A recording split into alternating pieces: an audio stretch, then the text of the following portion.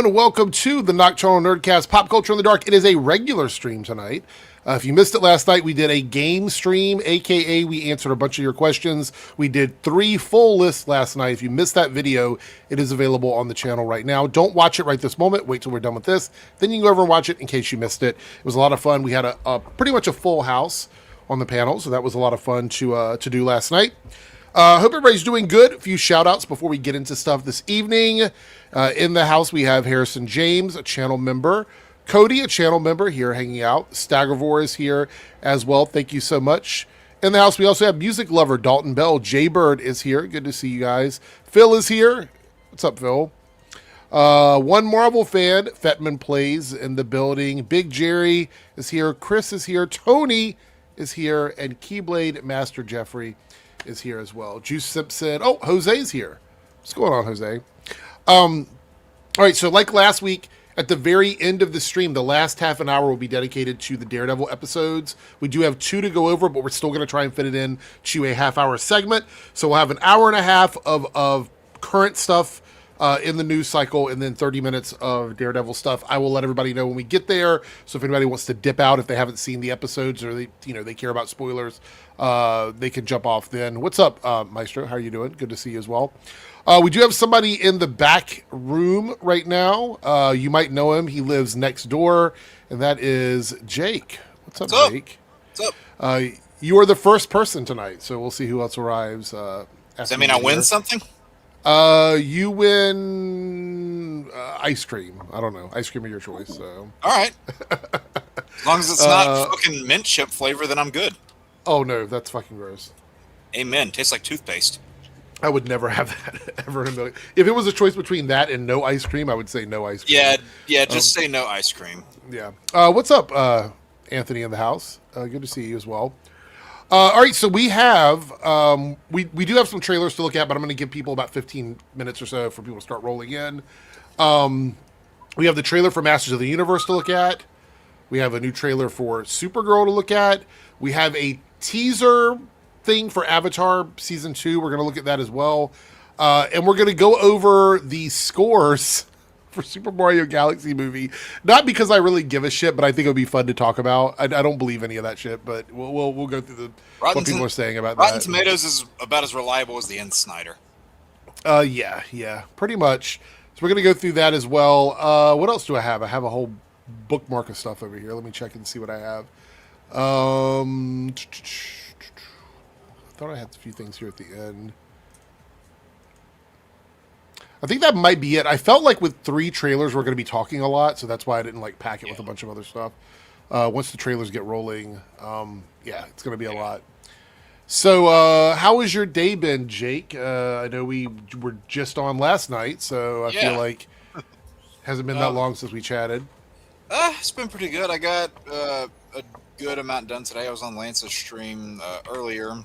And surprisingly, my reaction went up today without any copyright issues. So between Lanterns and this, I might want to stick to that same formula so I can dodge the copyright system. The way you're doing your edit for the video and whatever? Yeah, and it's actually really minimal. Okay, that's good. I am very excited because I hope that they do not copyright hit any of the podcast stuff, because I had a lot of fun watching that last week where I kept calling Muse Hush. So that was a lot of fun last week. So hopefully they don't come after me for that, because everybody seemed to really enjoy that. I saw that. I was like, this isn't Batman. Yeah, it was pretty funny. I didn't even realize that. I was like, oh shit, why did I do that? It's pretty funny. Let's check something here. I want to keep this open as well, because I think it's this is really important for one of the things we're going to be talking about. So let me make sure I have this over here. Is it important? Right. Is it really? Not so much, but I felt like I would just say it anyway, because it is what it is. Don't people sorry. Isn't making something seem more important than it is kind of the slogan of our administration right now? That is pretty true. That is true. It's actually the slogan of everything, really. Like that's what where we are on the internet is. Oh no, there's a woman in a movie. Let's all act completely normal about it and scream in outrage about it. By the way, if you're on the Discord, I created a spoiler channel. Right now, it is a general spoiler channel on the Discord. Matter of fact, I'm going to go ahead and let people join tonight because I haven't done this in a while. If you're somebody that's wanted to join the Discord and you've never had a link, I'm going to drop the link in the chat right now. But I will say Jake is the most powerful mod on the Discord. So if you fuck around, you will find out because Jake is always on top of that. So I got a rep to maintain.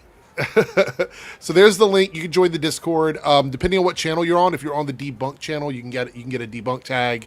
If you're on the reloaded channel, you can get a reload tag. It doesn't really mean much. It's just like a little extra swag for anybody that wants to do that. So, as my buddy Phil likes to say, you mess with the bull, you get the horns. So yeah, Jake the sniper, Jake Bullseye. There we go. Ooh, I like that. I like that. Little reference for tonight. Yeah. So. I'm trying to think. Is there anything we can talk about before they get here? I want to give room for a couple more people to show up, unless you know that some people are not coming. Or some people not coming? I can't confirm that. Okay. Like Omega said he was a maybe, and Lance said he was a maybe. Darren, I don't know. Okay. Well, I do have one thing we can talk about here that's not super big at the moment, and that's this article with Pedro Pascal here. Never heard of him. Yeah. Says here, Avatar can take more risk than Marvel movies because lack of studio and fan pressure. Says Sam Worthington, it's not like we have to get scenes completed by today or execs get upset. What do you think about that? Hold on, let me look at that. Can you scroll up on that? I'm going to do this and I'm going to highlight it. Okay. So we can all see it. And then I'm going to make the screen bigger. Hold on 1 second. Yeah. Enlarge. Yep. And let's zoom in a little bit. And there we go. We're unlike Marvel movies in the sense that it feels like an independent movie when we make it. This is Sam Worthington, by the way. We don't have outside pressures or expectations from the press or the studio or the community. It doesn't affect what we do, and that's why we can take more risk.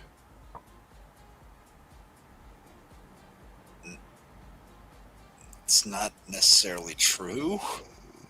So you're not vibing with that? No. I feel like, look, maybe it's just me, but I think Avatar as a brand is a very important brand, and I do feel like the studio gives a fuck about it. You know what I mean? Yeah. Like, I know it's not Marvel, but I would argue that Avatar, in most cases, is probably bigger than most Marvel movies.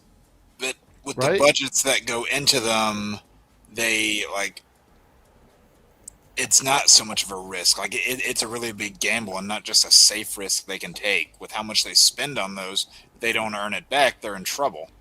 Mm-hmm. Yeah, I don't know. I just thought it was interesting. Is there more to it? Let's read more here. It's not like we have to get scenes completed by today or the studio is going to get upset. We just play and create. People don't understand that. They think it's a big, solid machine where Jim is the didactic director, and he's not. He's a painter. I think Avatar movies typically do well. I mean, they haven't really flopped. I don't know if the saga goes beyond this point. I hope it does, Fire and Ash, but, you know, we prove that business case every time we go out. If we don't get to make 4 or 5 for whatever reason, I'll hold a press conference and I'll tell you what we're going to do. How's that? Interesting. I always find it really interesting to hear what the people on set have to say about their experiences. Yeah. Because you always get a little bit of it. You know what I mean? Well, you also, it's interesting to know how that contrasts between before the movie comes out and after. Because if someone had a negative experience, don't be surprised if they're singing, a different tune, 2-3 months after the movie's out. Yeah. I mean, I still think there's pressure on like the directors and the writers and stuff. Maybe not as much on the actors. That's just my thoughts. But I mean, each individual experience is their own experience, so I can't speak for them. But we've heard horror stories. I mean, the big example that I go to in recent years is David Harbour whenever he was talking about his Black Widow experience, and he kept, and this is the thing that I reference here and there again, is that they wanted changes, they wanted this, they wanted that, they being that parliament, that head of execs, and you weren't hearing him talking about behind the scenes mess before the movie came out, because that wouldn't have been good PR for it. Granted, wasn't the biggest financial success as is. It was kind of middle of the road, but then after the movie came out, he was like, "Oh yeah, this was a mess." I also want to bring this up. That's just one example. Yeah. So another thing is, I talked about this on Joe's stream yesterday before our stream yesterday. I had to think about that. So Scream, the most recent Scream movie, is coming to VOD in 31 days. And keep in mind, Paramount promised that they were going to keep movies in theaters for 45 days. And here they had an opportunity to do that, and they immediately take one of their biggest IPs and send it to VOD in 31 days. Yeah. And they're already talking about a Scream 8, so yeah, I saw that. So they're liars. Like, they're basically not, surprise, surprise, they're not being honest. I saw this here. You mean people in Hollywood not being honest? Shock, shock, surprise, surprise. Yeah. So here's an article where they talk about they did a little bit of the math to figure out how these movies are going to overlap with each other. It says the trouble with debt management is a real concern, and it's already affecting the industry. Paramount is dismantling Star Trek in its 60th year after a decade of unprecedented expansion. Still, in response from these fears about the theatrical business, Ellison committed to releasing 30 films per year from both studios. Looking at 2027's film slate, there are already 26 coming from Paramount and Warner Brothers. 6 of them, listen to this is crazy, 6 of them release on the same day.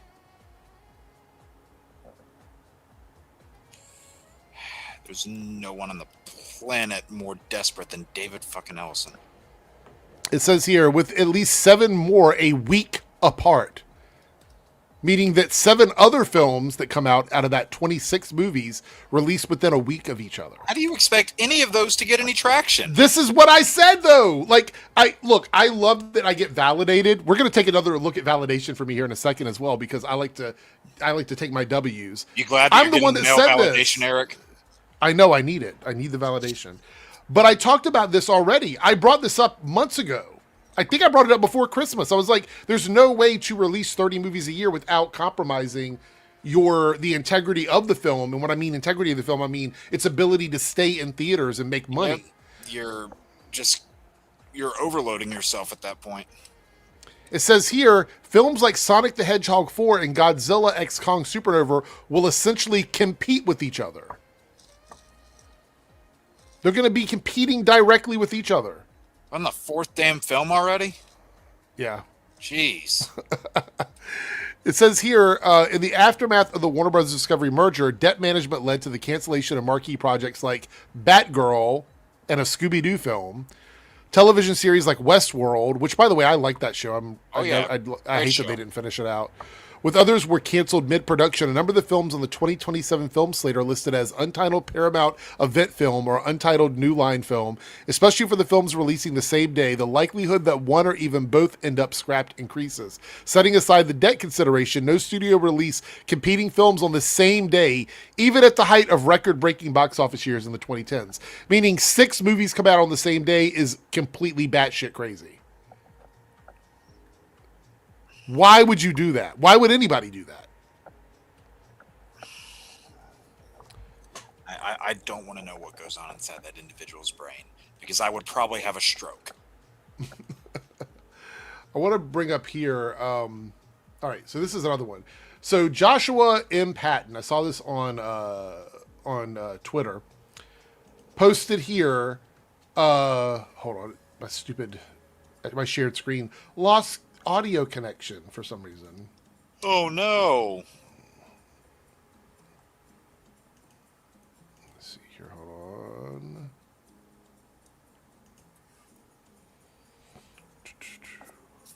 Professional podcast, everyone. I know, right? Don't look at the man behind the curtain. They're not supposed to know about the curtain. I know. Oh, here it goes. Hey, you know what? We could set up our podcast like frickin' Max and Holly had on the Upside Down with how long they were talking. Oh, that's true.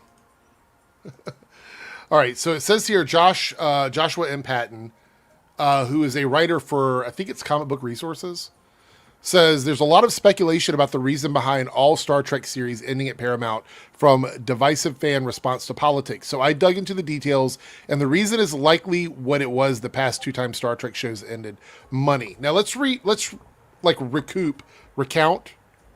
restate my reasons for why I think Star Trek is ending. Movies. I said movies. The cost of the episodes. That was another big one that I talked about. Yeah. The end of the contract with the showrunner. What else did I mention?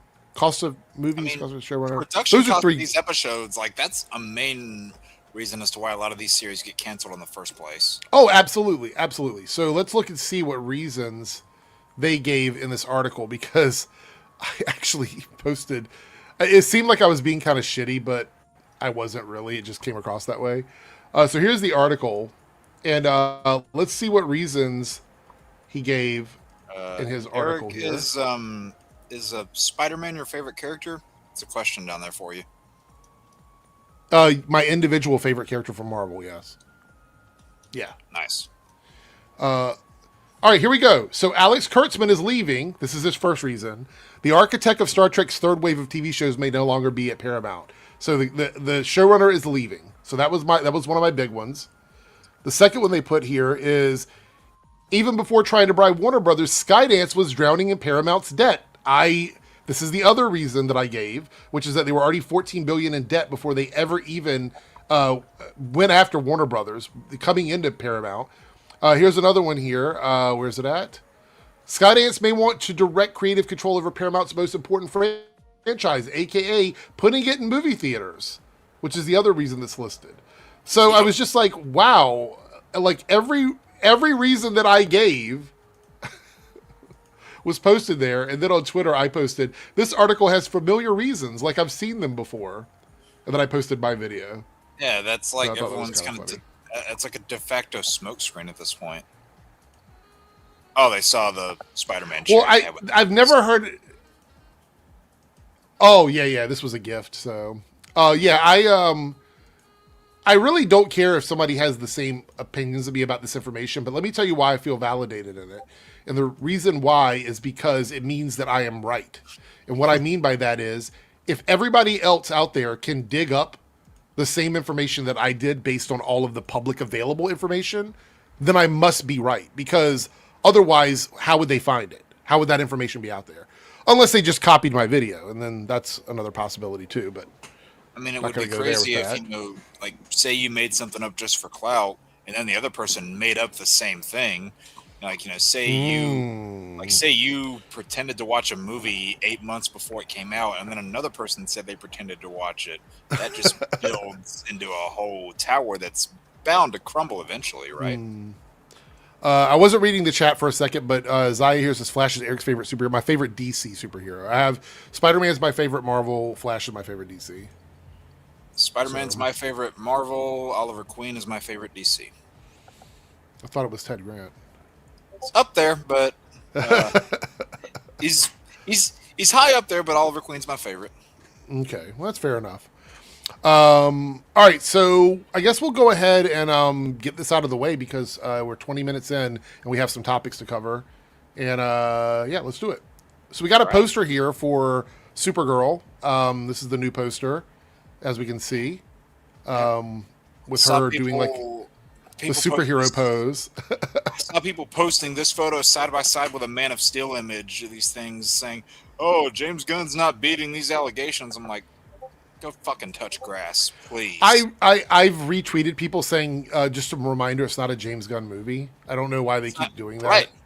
He's not writing it. He's not producing it. He's not directing it. Yet people still want to make a fucking Guardians of the Galaxy comparison because of two reasons. It's in space, and there's a pop song in the trailer. That is it. There is no other comparison. And there's an animal like with Rocket or whatever. There's a little dog that flies around and stuff. But, I mean, yeah. But yeah, so this is the poster. I like this poster a lot. I think it's a good poster. Yeah. I think that suit looks way better on her than on David. You mean with the lines and stuff on it?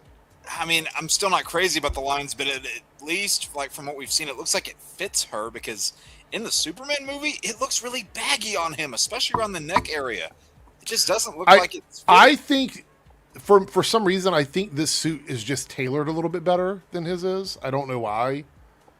I don't know. I like it. We also had this article that kind of set the internet on fire. I did a video on this today.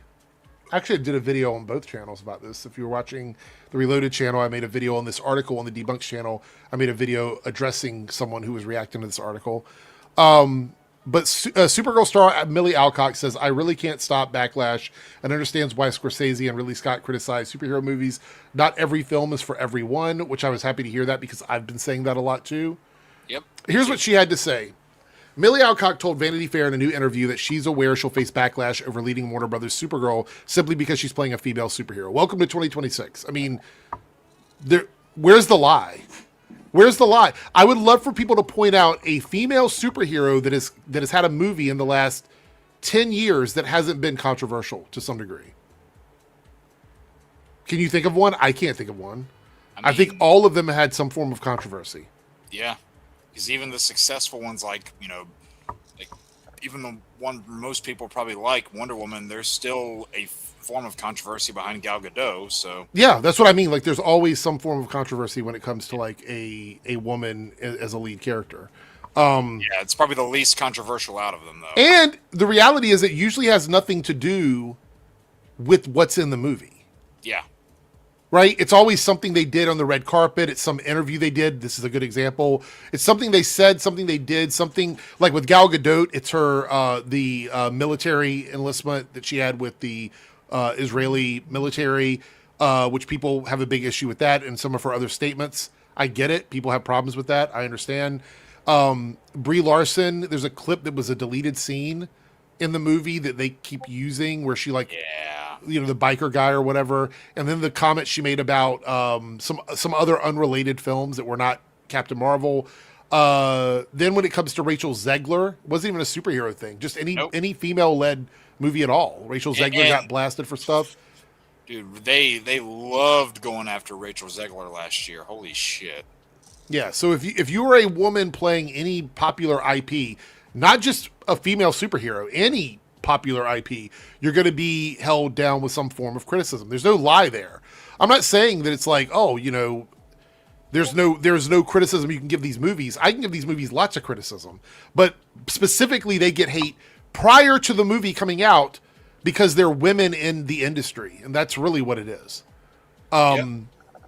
Says here, the 25-year-old actor is no stranger to dealing with intense fandoms, having broke out as a young Rhaenyra, I can never say her name right, Rhaenyra Targaryen, in the first season of HBO's Game of Thrones prequel series, House of the Dragon. It definitely made me aware that simply existing as a woman in that space is something that people comment on. We have become very comfortable having this weird ownership of women's bodies. I can't really stop them. I can only be myself. So she's not playing a victim. Nope. She's saying, I'm just going to deal with it. Like, I'm just going to push on, which I think is a pretty admirable thing. But these guys have made so many videos saying, oh, she's playing a victim. There's no victim mentality in any of, like, she's not saying anything about it like that. Like, there's nothing in this article that makes me think she's a victim of anything. So, as like a small little add-on to the conversation we were just having about, just these getting controversy for being, female-led, do you think people would have been singing the same tune about Leslie Grace had the Batgirl film released? Yeah. What you mean, the Batgirl movie? Yeah. Do you think they would have been singing the same tune about her had that movie come out? They had already talked about it.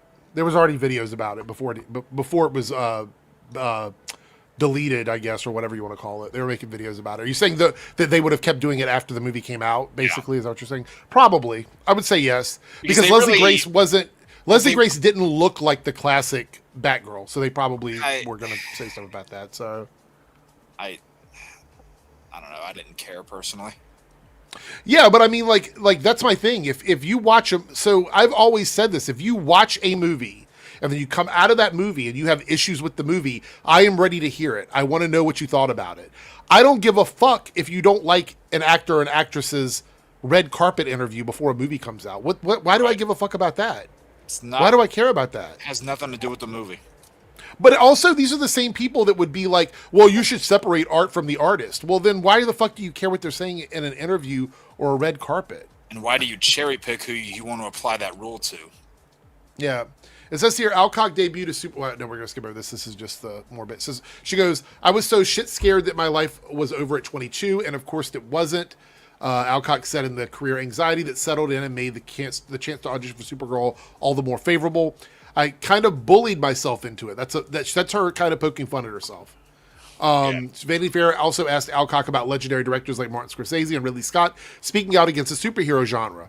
Scorsese infamously compared comic book movies to theme park rides while talking about the worrisome state of film exhibition, while Scott said superhero movies are boring as shit and they aren't any good. Alcock does not seem to mind. And then she says this, I thought this was great. I get it. They've been around for fucking ever making phenomenal films. Listen to me, people. Not every film is for everyone. The beauty of art is that you can be selective. You want to know one of the best things too, like with the whole being selective? If you don't want to see a movie like this, there's other genres out there. But if you really want to get down into the nitty gritty, there's other movies in a comic book movie genre that are out there too. So if this isn't your thing, but you still want to stay in the genre, you still have a wide array of options to go to. Yeah, 100%. It was the same bullshit last year. Whenever, I'll just use this as an example. Whenever Deadpool and Wolverine came out, it was always this thing. Whenever people at first seeing a lot of positive reactions, but then all these dumbasses online going, "Oh, is this what film has come to these days? Just reminding us of things from the past, turning it into cameo-filled slop to feed the pigs." I'm like, good God, guys, why are you attacking people for liking a movie? If you didn't like it, big fucking deal. There's other things in the genre and the comic movie genre that you can go if you don't want fan service the movie, or in this instance, if you don't want, space, piratey, aliens, with a little bit of pop and some color to it. If you don't want that, there's other fucking movies you can go watch. No one's forcing you to watch the movie. No one's gagging you and handcuffing you, dragging you into the theater, telling you to go see the movie. You make the choice yourself. Jesus Christ, I hate entitled nerds. Yeah. Sorry. Somebody was asking if there are people mad about this. Yes, there are people on the internet right now upset about this interview. I did a reaction to one of them on the Debunks channel if you haven't seen it yet. I did highlight this comment. Be honest, guys. Like us, just want movies, shows, and games to stay faithful to the source material. Example, Mary Jane has always been naturally a beautiful person, whether it's alt or 616. I would go as far to say that I don't, and this is just me, right? I don't care how faithful it is as long as what I get is good. Like, as long as the thing presented to me is something that I like and I have a good time with, I don't care if they change it. I honestly do not care. I've said this for many, many years. It doesn't matter to me if they're going to change something, as long as it's meaningful, it's good, and I had fun watching it. That's all I care about. Yeah. Just me personally. Okay, we're going to watch the trailer. So let's go ahead. Sorry, I just had to get that soapbox ran out because it was on That's my okay. mind. That's all right. All right, so here's the trailer. I am hoping, you said you didn't have any issue with it, right? Yeah. I mean, granted, so what I did to Yes. my reaction, and this goes for anybody out there who does reactions, I found out that this now works twice when you're doing with Warner Brothers stuff, and maybe they'll get rid of this part because they don't want this secret out there. So you can see this trailer. I trimmed the widescreen bars. Mm-hmm. I did the corner rounding to where it's in an oval shape, and in my editor, I lowered the opacity from 100 to 50. That's all I did, and it worked. I don't think we'll be able to do any of that on stream. Right. I'm just saying, for people who like do reactions and stuff, mm-hmm. there's a little tip for you. So, in other words, this will probably be missing from this video, but I'm sure if anybody's watching this on playback, you've already seen it. We're going to watch the whole trailer all the way through like we always do, and then we'll give our thoughts on it at the end. What so here we go. The trailer might be missing. That's the joke. Okay. Stitch day. Let me mute this because I know that they love to play randomly. So much better trailer than the first one. I think this is a much, much better trailer. And I still really like that first trailer. I think the first trailer was good. Yeah, I don't disagree with that. I think that this was just a better trailer. I think this gives us an idea more of what the story is going to be, what we're going to be doing. And I actually think, yeah, go ahead. Sorry. No, go ahead. I mean, there were points where, like, I was looking at this trailer, I'm like, okay, that is right from the comic. Because, like, I reread Woman of Tomorrow recently, and looking at certain shots here, I'm like, okay, I see it. That's why you see me in my reaction doing like this a bunch, because I recognize shots like that. And God, this is probably gonna end up being my favorite thing in the DCU. I actually am. This is the most excited I've been for any of the new DCU projects. I'm a hell of a lot more excited for this than I was Superman. I mean, yeah, I am too. Granted, that film really let me down. The only project I've liked so far in the DCU has been Creature Commandos. So I think this is going to easily take first place for the moment. I got some notes to go through here. Clark seems more comfortable with humanity. Kara is being presented as more isolated and emotionally disconnected, which, based on what we see in this trailer, totally makes sense. Yep. She saw Krypton die and remembers. Yeah, she's dealing with that. Like when she says, "I have no people," like Clark has Earth. She has no one. She doesn't feel like she fits in anywhere. I love that. The difference there between them. It also looks like we're going to be spending some time in Argo City at the very least to see what it's like there and what's going to be happening. Did you get that impression? Maybe. I don't know how long we'll be there, but you think it might just be flashbacks? That's my guess. Okay. Well, it's going to make her. It's going to give her a stronger connection to Krypton and Kryptonian people for sure. Yeah. Let's see here. Zor-El appears to have a bigger role than he normally gets. I think was that Zor-El in the trailer that we saw? Was he being cast in the movie? Oh, the one you saw looking into the pod? Yeah. Pretty sure. No, I mean, like, is that confirmed? Yeah, I believe that's confirmed. Yeah. Let me see. Who's the actor playing? Jason Bear. No, that's Supergirl. The Supergirl movie. Not Supergirl TV show. David Krumholtz. Okay. I'm not familiar with him. If anybody in the chat is, feel free to give a shout out to something he's been in. Name alone does not ring a bell. Let's see. What else do I have there in my notes? Krim seems like he's a fucking dirtbag for sure. Yeah. And we were talking about this on Lance's stream earlier. I'm fine with that because, like, the way he looks, I don't really have an issue with. Because, like, if you look how he is in the comics, he looks, what's the word I want to use? He's got like a swashbuckling space pirate look, which you'd think would fit the theme of this movie, but it almost kind of looks like what Aquaman looked like in comics whenever they incorporated Jason Momoa's hair and tattoos into it. Is what this character looks like. And somebody made the comparison on Lance's stream. They were like, "Oh, grown, good-looking man beating on two little girls. Yeah, that's going to be a bad impression. So having him look like a disposable dirtbag, I think is fine." Let's see here. We know the revenge mission. Ruthie, obviously, and then Crypto being poisoned is going to be the two things driving her. Some people are saying it seems like Crypto might be the more important thing, which is different from the comic because Ruthie is the more important story in the comic.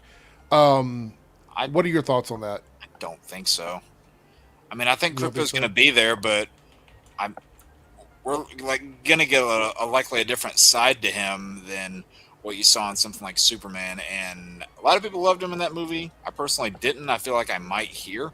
But I even made this comment too with all those shots that you see of Crypto where he's kind of roughed up. I said, I wonder if Gunn had any influence on those scenes at all, because as we've seen in things like Guardians 3 and Creature Commandos, he loves putting animals through trauma. Let's see what else I have in my notes over here.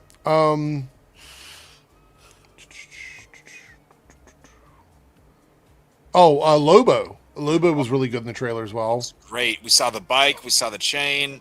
Oh man, I'm Uh, it looks like he's going to be in multiple parts though, because like here we see like a daytime shot, but we also see him at the bar fighting with early. I guess probably early in the film. yeah. How much Lobo do you think we're going to get? Think he's going to be a big part of the movie, or what? Um, if I had to make a comparison, we might get as much Lobo in this movie as we got of Wonder Woman and Batman v Superman. Just as like a frame of reference, it might be about that much. Okay. If you can remember that off the top of your head. Yeah, yeah, Like so not obviously more than a cameo, but not like a main character. yeah.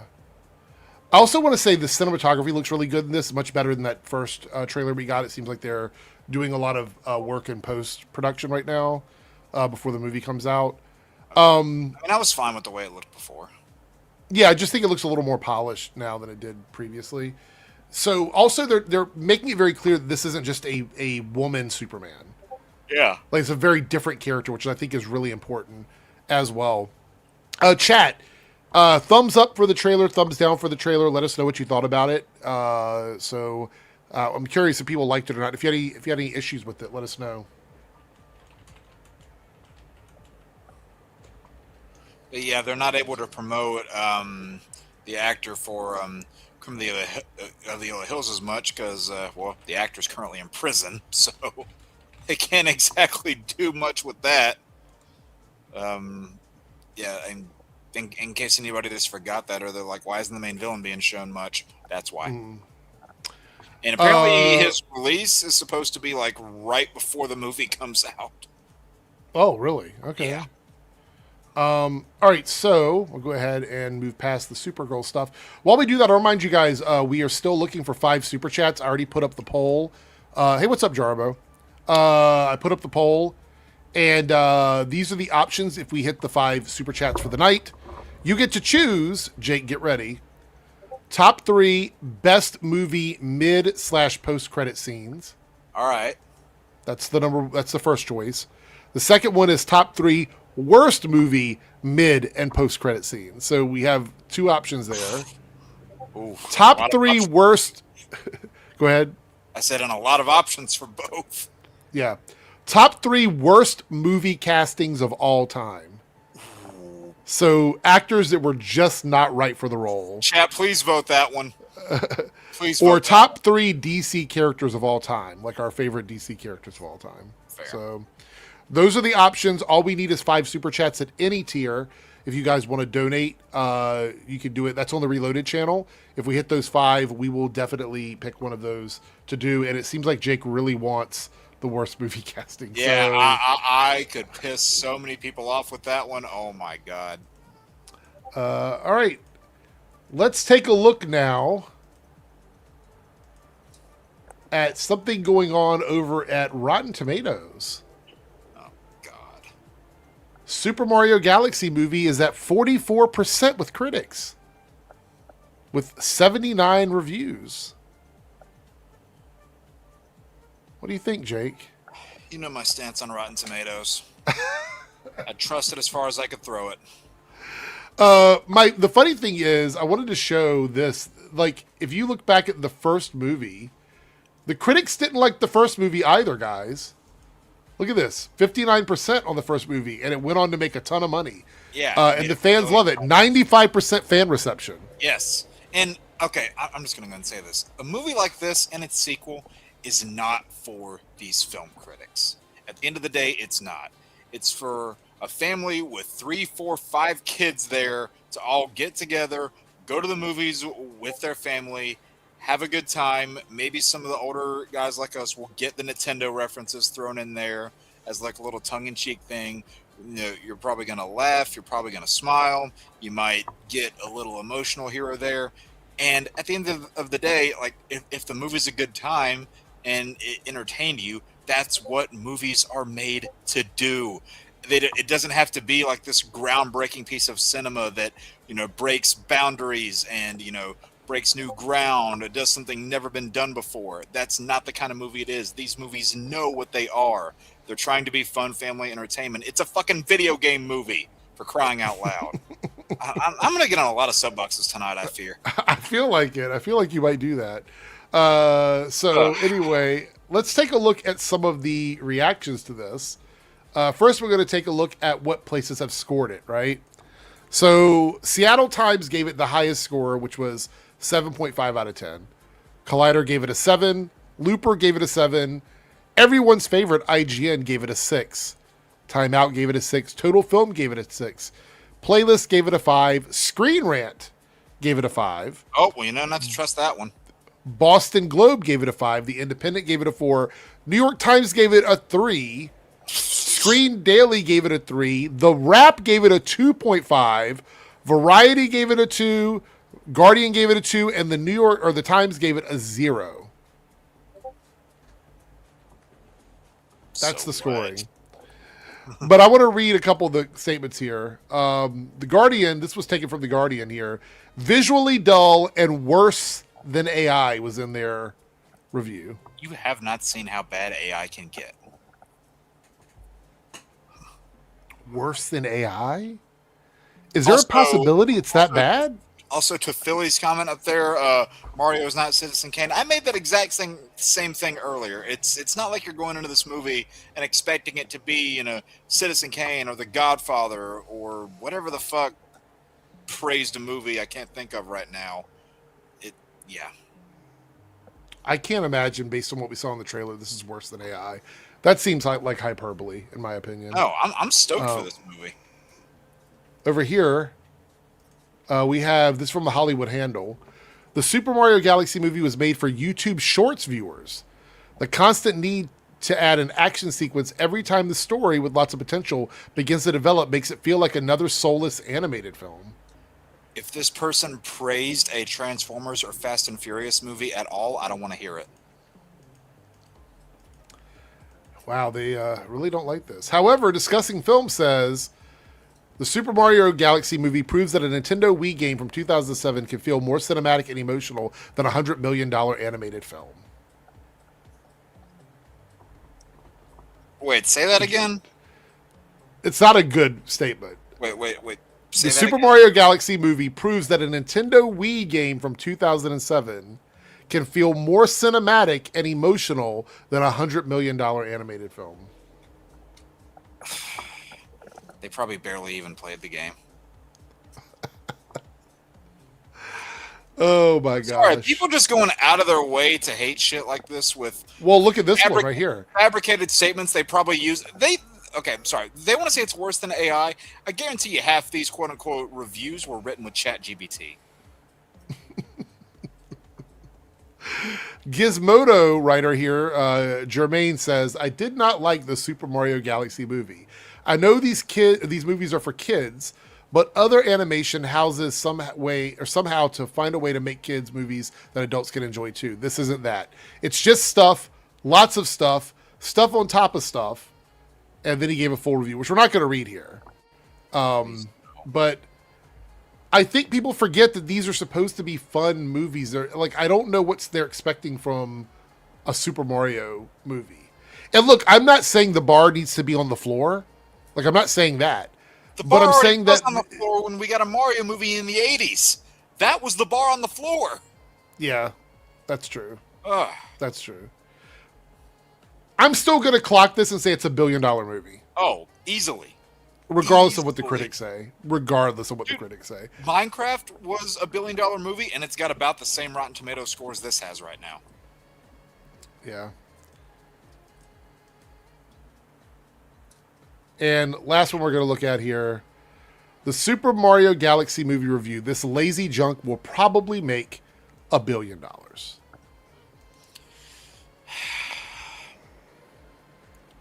Make a better movie than The Wrap. Oh, I don't know. I just find it hilarious that people... I can't take stuff this seriously. You know what I mean? Like, I just can't. I can't go, I need a Super Mario movie to be the highest level of art there possibly is. I just want to go in and have a good fucking time. If I can have a good fucking time, that's all I care about with this movie. I don't need it to be like the highest art I've ever seen in the world. Like, I just don't need it to be that. It's a movie about a plumber who jumps on brown derpy mushroom guys. Like, it's a movie about a game based off that. This is not like... I know. I'm going to get on a soapbox again, so can we just move on, please? All right, yeah. Cody with the $2 super chat. Our first super chat of the night. We only need 4 more to hit the goal. And we're going to get... Oh, Jake, you know what's winning? You might want to rally the troops. Top 3 worst movie castings is winning right now. Oh, chat, you're coming through. 4 more super chats. We can lock that in.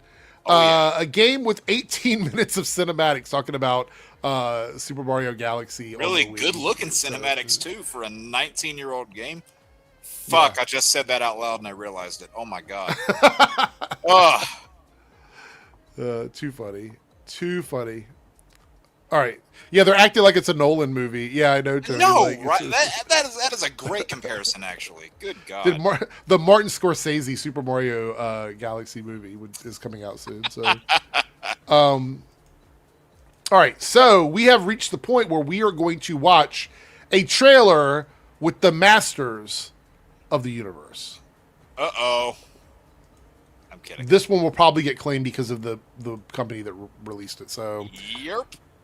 It will be gone, but you can watch it somewhere else and then come back and hear what we have to say. Also,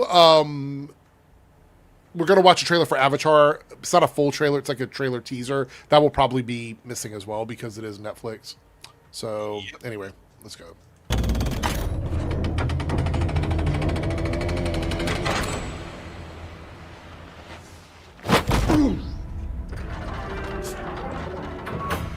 I know most of you don't remember me, but I know all of you. Cringer! Mila!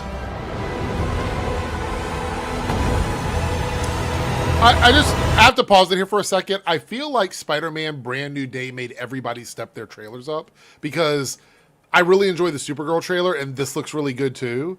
I just had to pause it there to say that. I feel like we are at a level where now, remember when I said whoever Marvel hired to cut the trailer for Spider-Man Brand New Day, just let them make trailers for everybody. Like, whoever that is, if it's a company, if it's one person, just hire them for everything. I wouldn't be surprised if there was some sort of trickle-down effect from that. Yeah.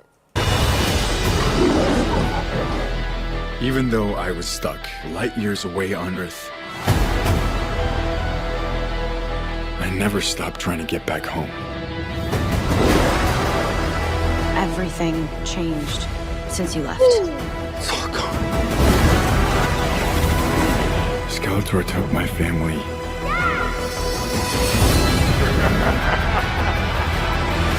And he destroyed our world.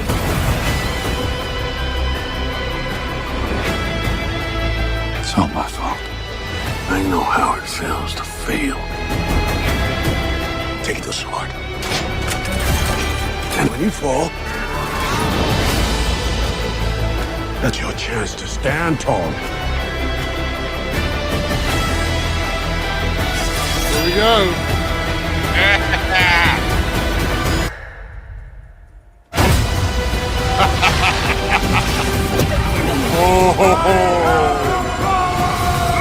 Holy fucking shit.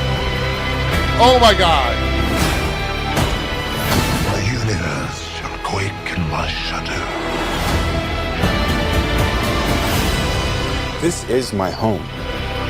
I'm gonna fight for it. But I can't do it without you.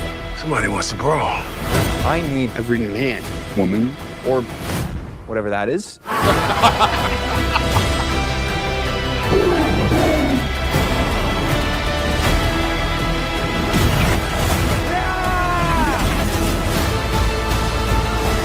You may have the power, but you're too scared to use it. Trust me, I know how to use it.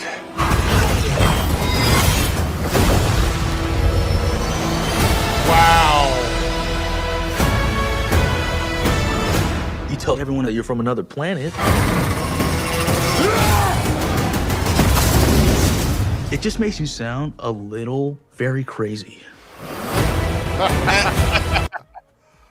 Oh my god, this looks so fucking good. This movie's gonna rip, man. This shot right here, this is what I was looking for. Yeah, I didn't react to this one today, but as soon as I saw that shot, like I started saying the line, and then a second later he started saying it. I just felt so vindicated. I was skeptical about the nostalgia bait of this movie when we got the first trailer. I was like, I don't know, this movie's probably not going to do that well. I think there is one wild card about this movie that might affect its sales. Do you know what that is? Yep. Does it rhyme with Barrett-Jetto? Yes, that's the one thing I'm concerned about. Now, keep in mind, he's pretty much all we see is the Skeletor face, and we hear his voice, like him doing a take on the voice from the cartoon. Can you pull that up real quick? Sorry. Which one? That Philly Phil dude's comment. Philly Phil? Yeah. Philly Phil dude. Why am I not seeing that? The one that has or Ragnarok in the comment. Oh, I got you. Yeah, there we go. I was Could in the not wrong room. disagree more. Could not disagree more. Anyway, sorry. You were saying. Well, no. Why though? Why don't you think it has Thor Ragnarok written all over it? Because you don't like Thor Ragnarok, right? Nope. Yeah. It doesn't feel like the same movie at all. Like this movie knows what it is. Like it's leaning into the camp. I mean, granted, I haven't seen the film yet. There's probably going to be some comedy there, but the characters aren't going to probably be made into bumbling idiots like Taika Waititi likes to do. Superior says, well, it gives Thor Ragnarok vibes. That's an opinion, and I do not share it. It's Skeletor in time. Oh my god. Fuck. Thor Ragnarok is a travesty on film.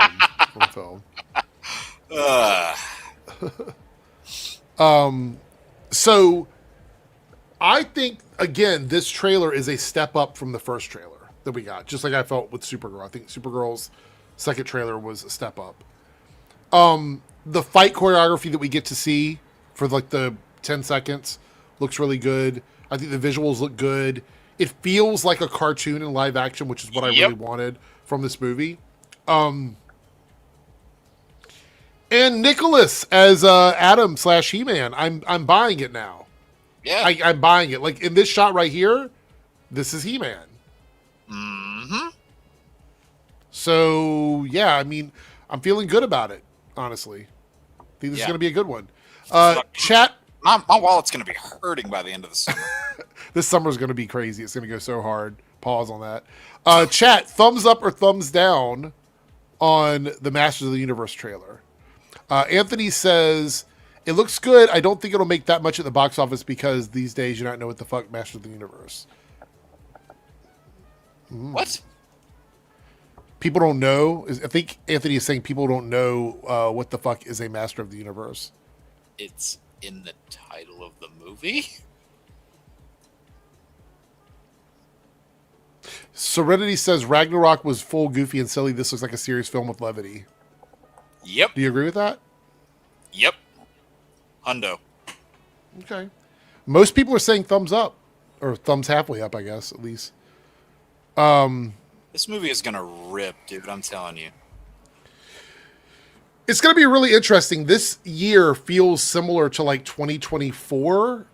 No, 2023 when we started getting a bunch of stuff. Yeah, I was about to say, guys, 2024, the summer was barren. Yes. 2023 was the year when everything was on top of each other. I was going to say, because in 24, Deadpool and Wolverine carried the summer on its back.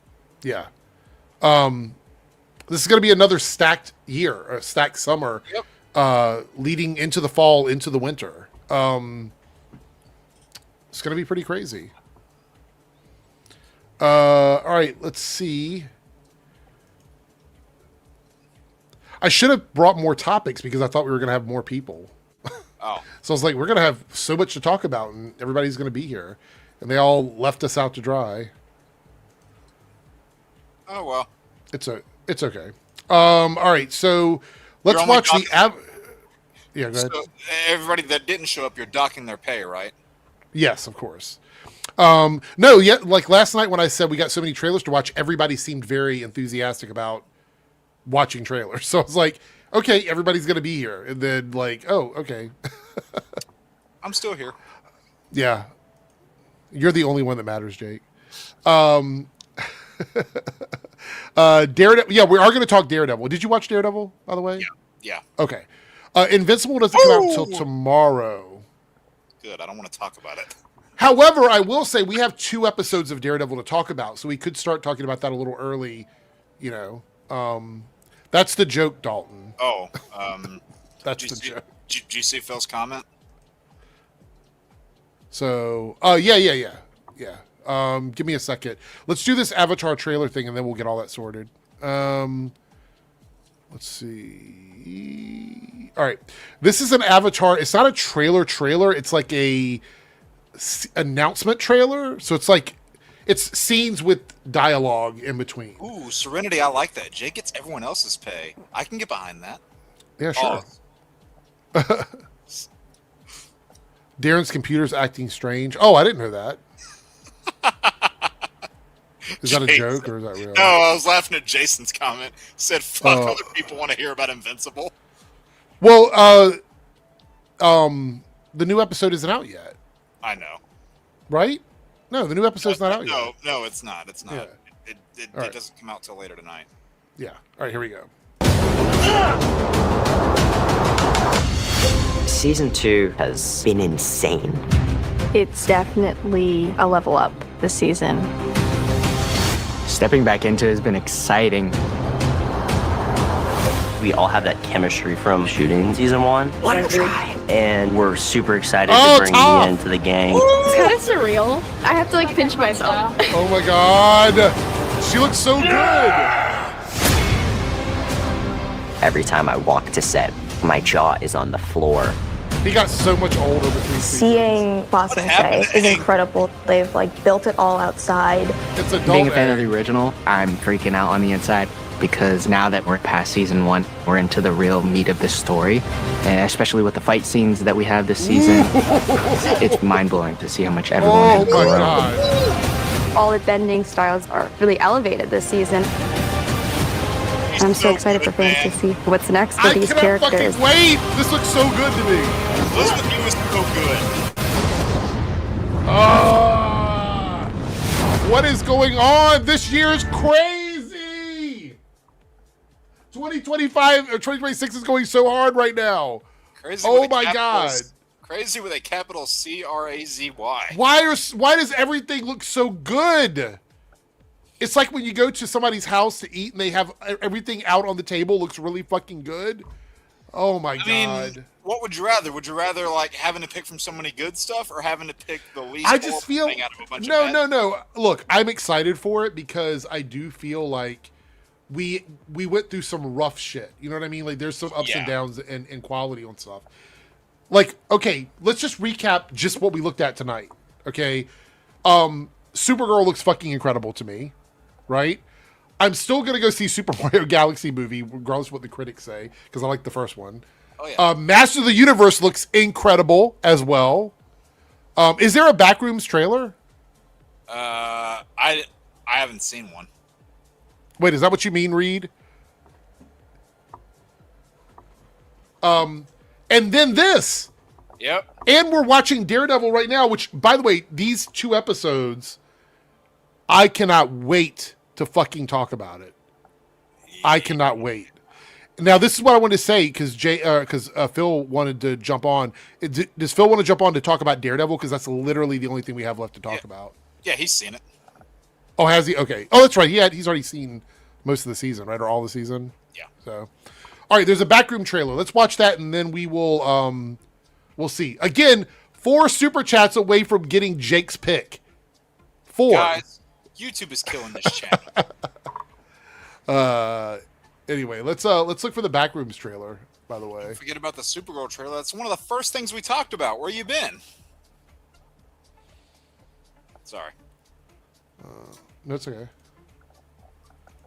So, Stagger War says, "Did you guys see the Harry Potter trailer yet?" We talked. When did we talk about it? Last week? Were you on when we talked about it? It came out Wednesday.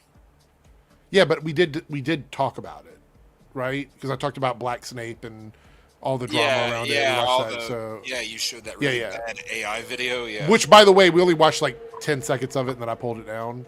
Thank you.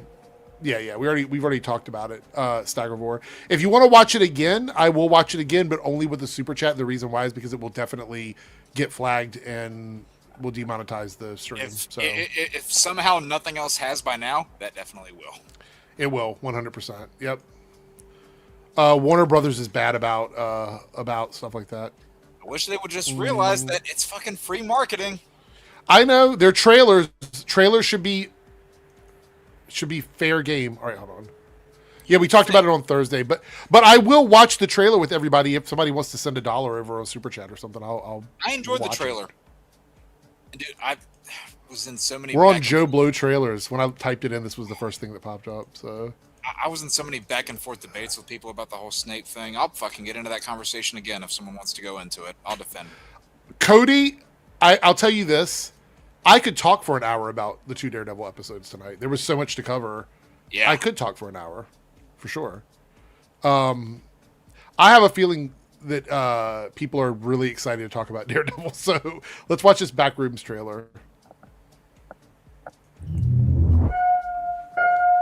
I found something. In the store. Okay. What did you find? The place. Before we go any further in this, I want to say that this is going to kill the internet creepypastas about Backrooms. I have no idea what this is. Okay, before we watch it, there's this liminal spaces Backrooms creepypasta stuff that people on the internet talk about. It's been around for years. Essentially, it's big open spaces, and those big open spaces with weird lighting creates an atmosphere, and then that atmosphere becomes the back rooms. And it's an endless hallway of rooms that you can't get out of. That's what it is. Okay. But I think that a movie about it is going to kill everybody's interest in it, if that makes any sense. So, but let's see if this is any good. Let's see if it's any good. I found a place.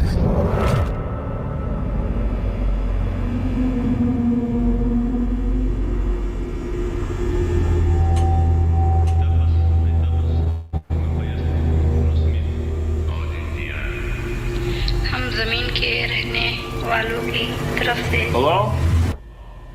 आपको खुशामदीद कहते हैं। Anyone there?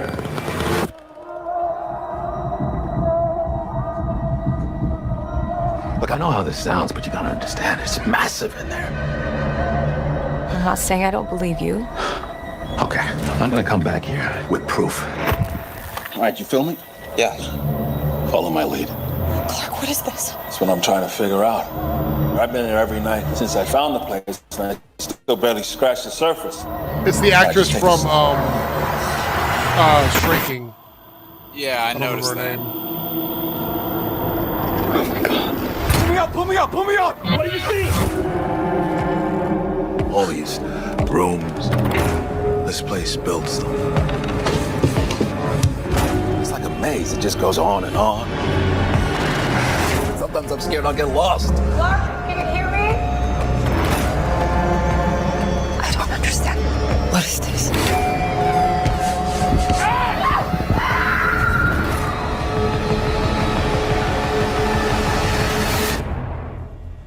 It's beautiful. Am I right? Hello?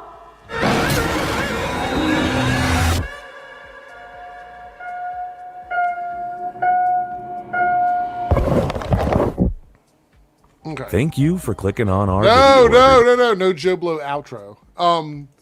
So yeah, this is like if you look up Backrooms on the internet, this is what it is. It's like an even weirder version of Blair Witch Project.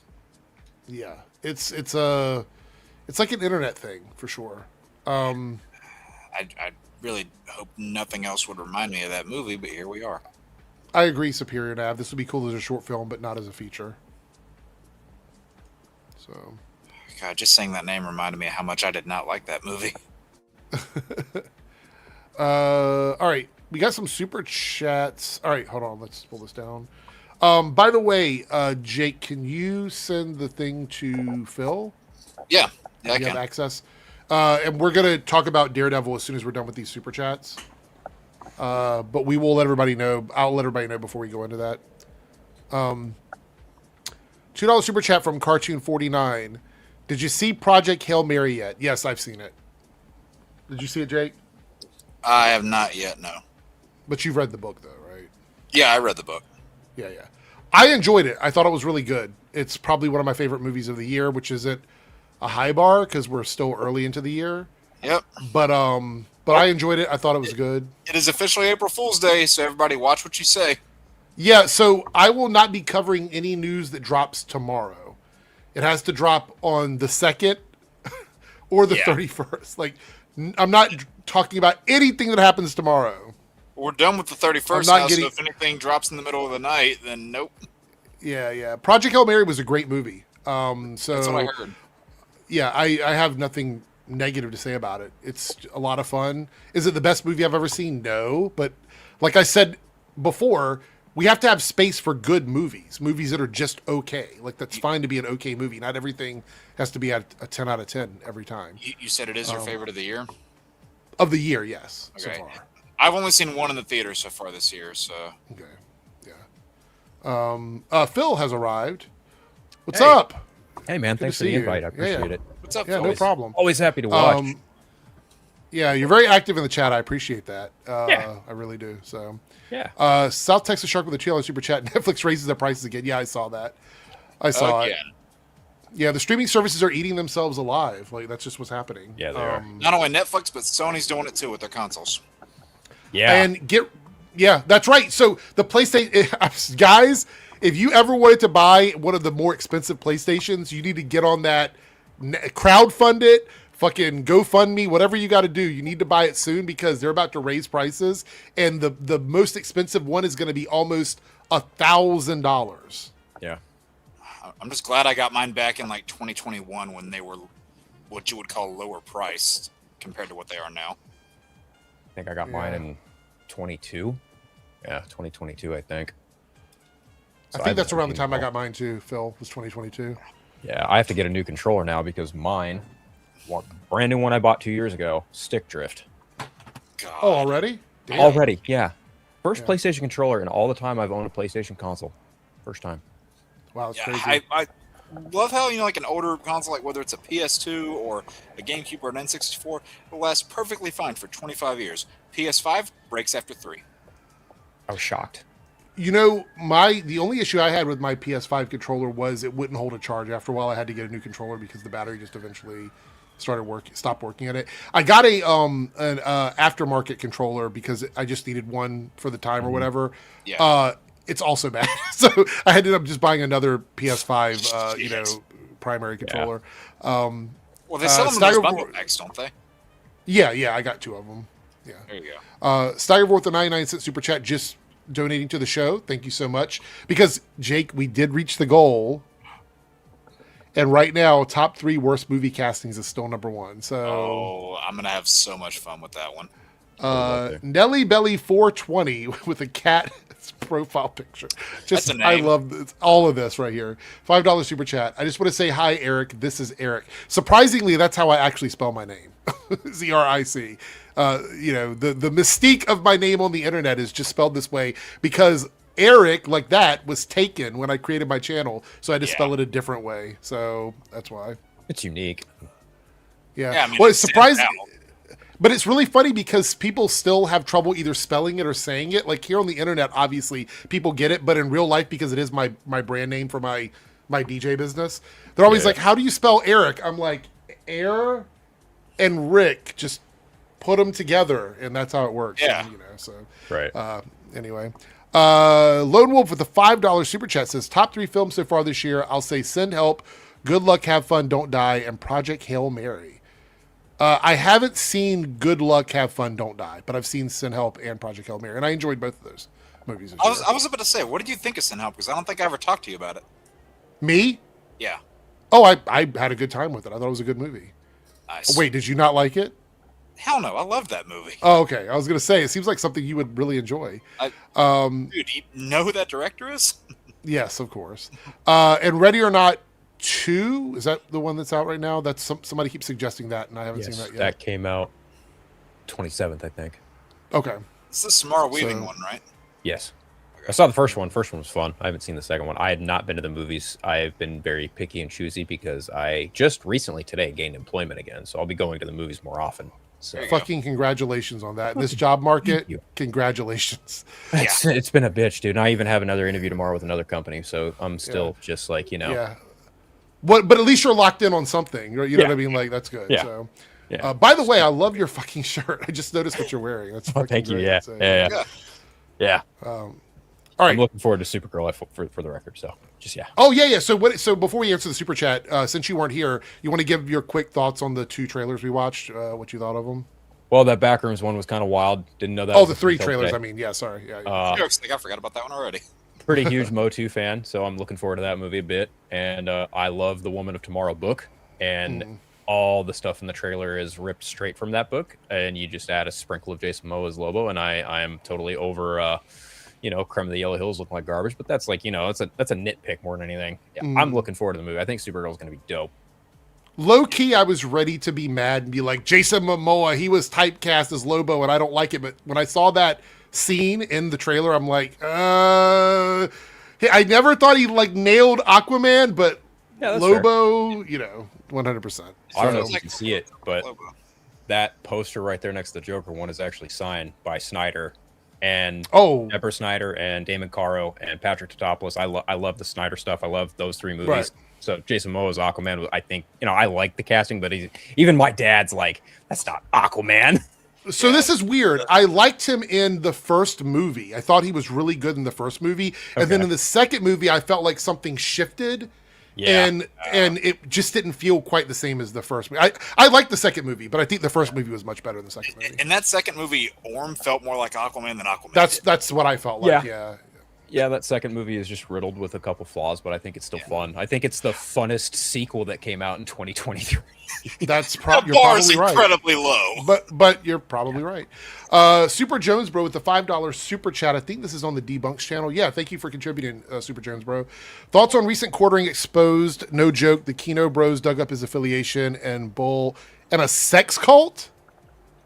Oh, that's on par with what happened with Christy Noem today. That's for sure. Yeah, I saw that. Holy fuck, my mind was blown by. I honestly thought it was fake because there's so much AI. I'm like, is this real? I had to like follow the breadcrumbs to figure out if it was real or not. His conservative grip is imploding.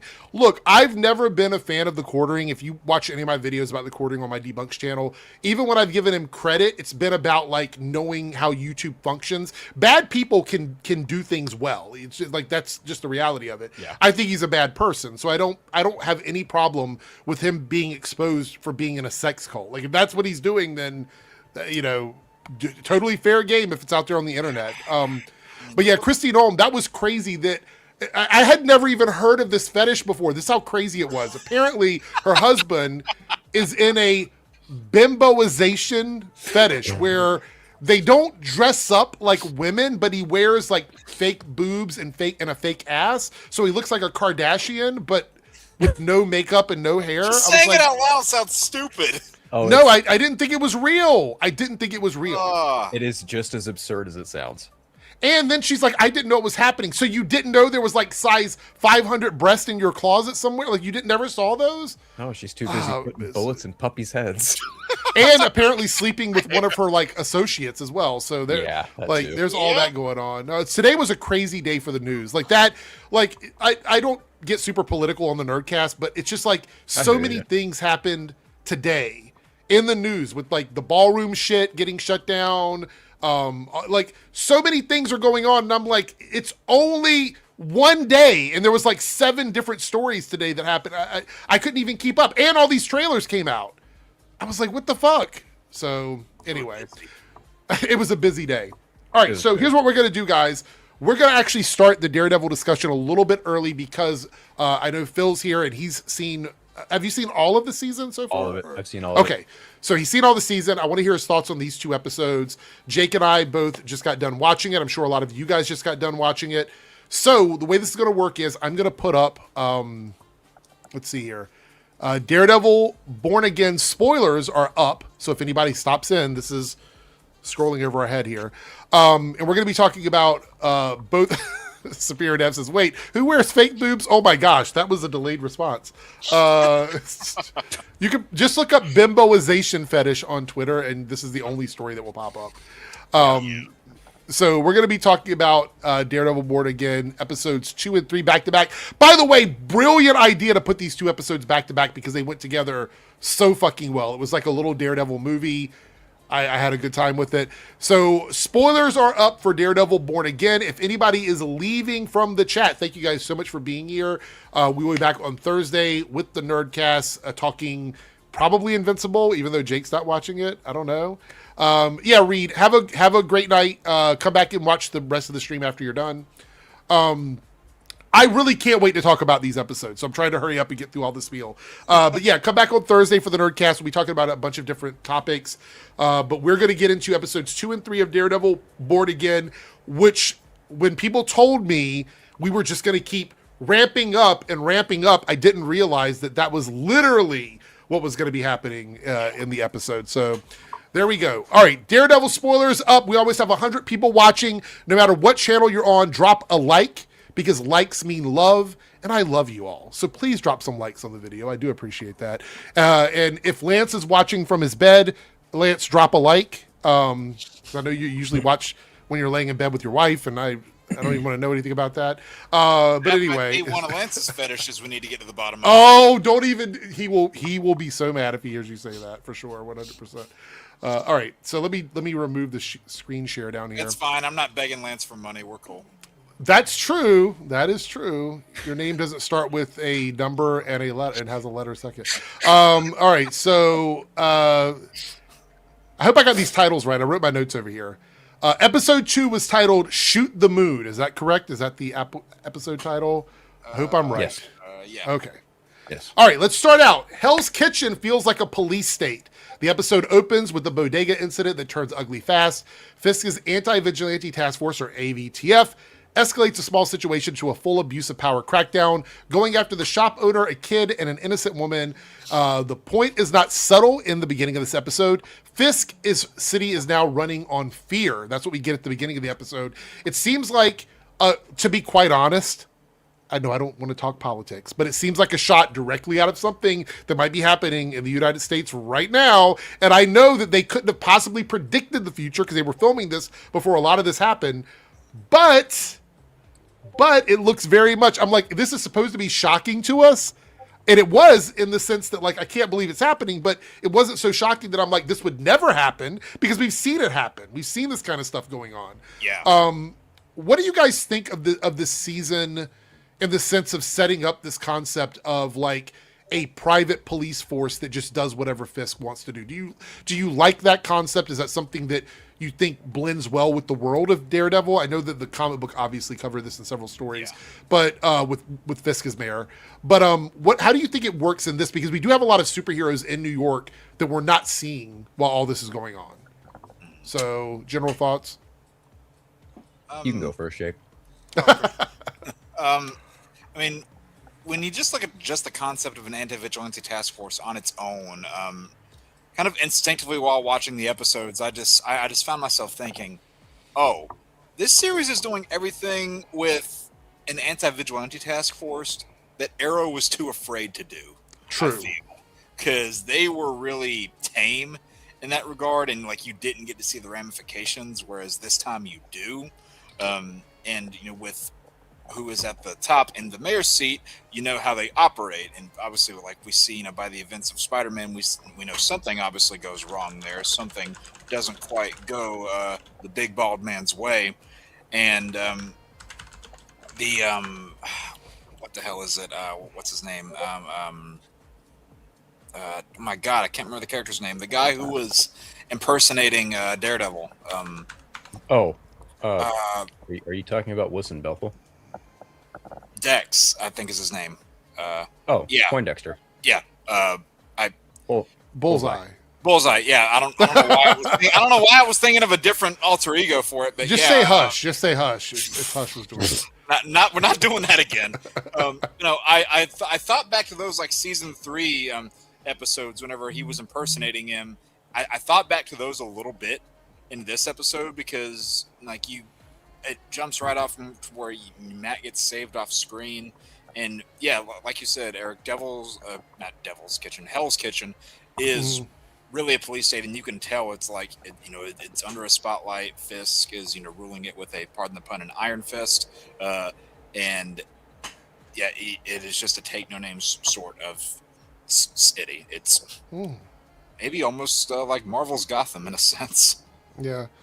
Phil, how do you feel about the private dirty police force that Fisk is running with the AVTF? What I'm going to say is going to, kind of feed into the rest of the season, but ultimately it's art imitating life and life imitating art in the most craziest way, because as you pointed out, when they were filming it, none of what transpired in the last 3 months transpired, right? Yep. And when you get through the rest of the season, you will absolutely see more real world parallels. So it gets real, like real. Yes. Okay. Yes, it does. Especially with the ATVF, it is bananas in terms of how. Again, it's almost like watching an episode of The Simpsons of how the Simpsons would predict shit. I shit you not, right? Like it's so crazy to me at what they were able to accomplish with what they're doing with the ATVF, with what Wilson Fisk is doing, and the way he's handling power, and the way he's kind of dishing it out, ruling the city through fear. It is, again, art imitating life and vice versa. It is insane to me at how well it's done. We're gonna say Beetlejuice, and Daredevil appears. I don't know how that works, but hello. So we were wondering. I was like, "Is everything okay?" Because Darren's not here, and they said your computer was acting up, and I was like, "Oh, so." Yeah, and then I heard Phil was here, and I had to come. Okay, so we just started talking about Daredevil. I'm assuming you've seen the 2 episodes, right? I have, yes. Okay, all right. Staggerforth, the 1 eye in Super Chat. The Simpsons predicted the Warner Brother Paramount merger. Oh my God! I don't doubt it. It's funny because it's probably true. What the fuck? Oh my God, that's crazy. Yeah, I if I were to go through, because how many seasons do we have of Simpsons now? Like, it's been on the air since 1989. Isn't Yeah, it like I feel 32 or something? They probably predicted so much stuff. It's not even funny. Yeah. All right, let's get into the next port I have here. This is all from episode 2. Angela Del Toro gets pulled deeper into the story and is pushed to the front when her aunt is taken by the AVTF, which was crazy. Again, like we're seeing this shit happen in real life, and it's happening on the show. That matters because it keeps the White Tiger Fallout alive and gives the season a personal civilian cost, not just superhero stakes. Angela also comes in contact with Hector's effects, including the White Tiger gear and the chain. Now, Phil, I know you can't say anything, so I'm going to understand when you're going to be very vague about it, but I wonder where this is going to go, because she's still a very young character, and doesn't have the kind of training that you would see from the bigger characters. And obviously White Tiger got yeeted with a gun, so that's a whole nother situation. Rest in peace. But I am ready to begin the journey with her. I'm ready for her to start her path. I don't know what it's going to be like for the rest of the season, if we're just going to see a slow burn or whatever. She's dealing with her Tia, her aunt, getting scooped up and having to look for help. I felt for her in this moment, and she's not a character that I'm super attached to, but I'm thinking about how I would react if I were a teenager and my guardian was scooped up and taken away from me, and what I would do, especially after what happened to her uncle. So anybody have any thoughts on that? Anybody want to talk about that at all? This is just how my brain works. I feel like Marvel has corrupted my brain to be spin off. But I'm watching this episode, and I'm like, yeah, I'd watch a White Tiger show. I'd watch a show with this character. I think that's a world, and those are as someone who is not very I think my main affiliations Ava and just like the things I've seen. I know this is a different take on the character, but it's very refreshing to see, I think, a character of her age and her style interact with a character like Matt, and like their interactions, and even like her and Karen, I thought was a duo that I was like, oh yeah, they have never technically met, or at least not in a big way in season 1. So that was also fun to kind of explore this episode. Yeah, Ava is probably the more popular version just because of her appearing in that Ultimate Spider-Man cartoon. That's what I was referring that got to. her more known to modern audiences than some other ones. Sure. Yeah, go ahead, Phil. To say this delicately, I will just say your questions will get answered. I will not say when or how, but I will just say they get answered. Well, that's good to know. At least we're going to get some answered questions. It's Marvel, you know. Yeah. When they usually do stuff like this, you're either going to get a little bit or you're going to get the full thing. Yeah, right? Yeah. That's for sure. I will just say that the way that this character is utilized the rest of the season going forward is absolutely worthwhile. You do see an evolution, you see a progression, you see some really cool shit. Okay. All right. Well, I'm excited for that. Yeah. What do we think about Fisk not exposing Matt Murdock as the Daredevil on live television? This was a genius move on his part because he literally corners him he basically puts Matt in the most difficult rock hard place position ever. It's like you can't go out as Daredevil because you're going to get caught, and if you get caught as Matt Murdock, you're going to get brought in anyway. He screwed him. He screwed him one way or the other, and Matt now has to like really think about how carefully he has to operate, and that does kind of feed into the rest of the season. I'm really happy they tackled that, because that was one of my like critiques of season 1, or like big questions I had. I was like, all right, you know who he is, just go get him. Like, you have the resources and stuff. And that was one of the things I said going into this season. They have to explain why he doesn't just out him, why he doesn't go get him, because they could very easily just go get him, and that's a thing that they could do. But I do like where it's like, okay, if we out him, we make Matt Murdock a martyr. It is a lot harder to make people hate Daredevil if people think he's the respectful lawyer that's helped everyone. If he's the one that saved him, if he's the one that saved his life, like that makes it more difficult. Yeah, like he's more dangerous as a martyr than he is as Daredevil. Yeah, and it's being like, wait, if he saved all these people as a lawyer, why would he be this bad vigilante? Okay, so but keeping it like he's a devil, he's killing all these people, and he's against me, so it's much easier to. So I was applauding the like writing choice because that's hard to write around when your villain knows who you are.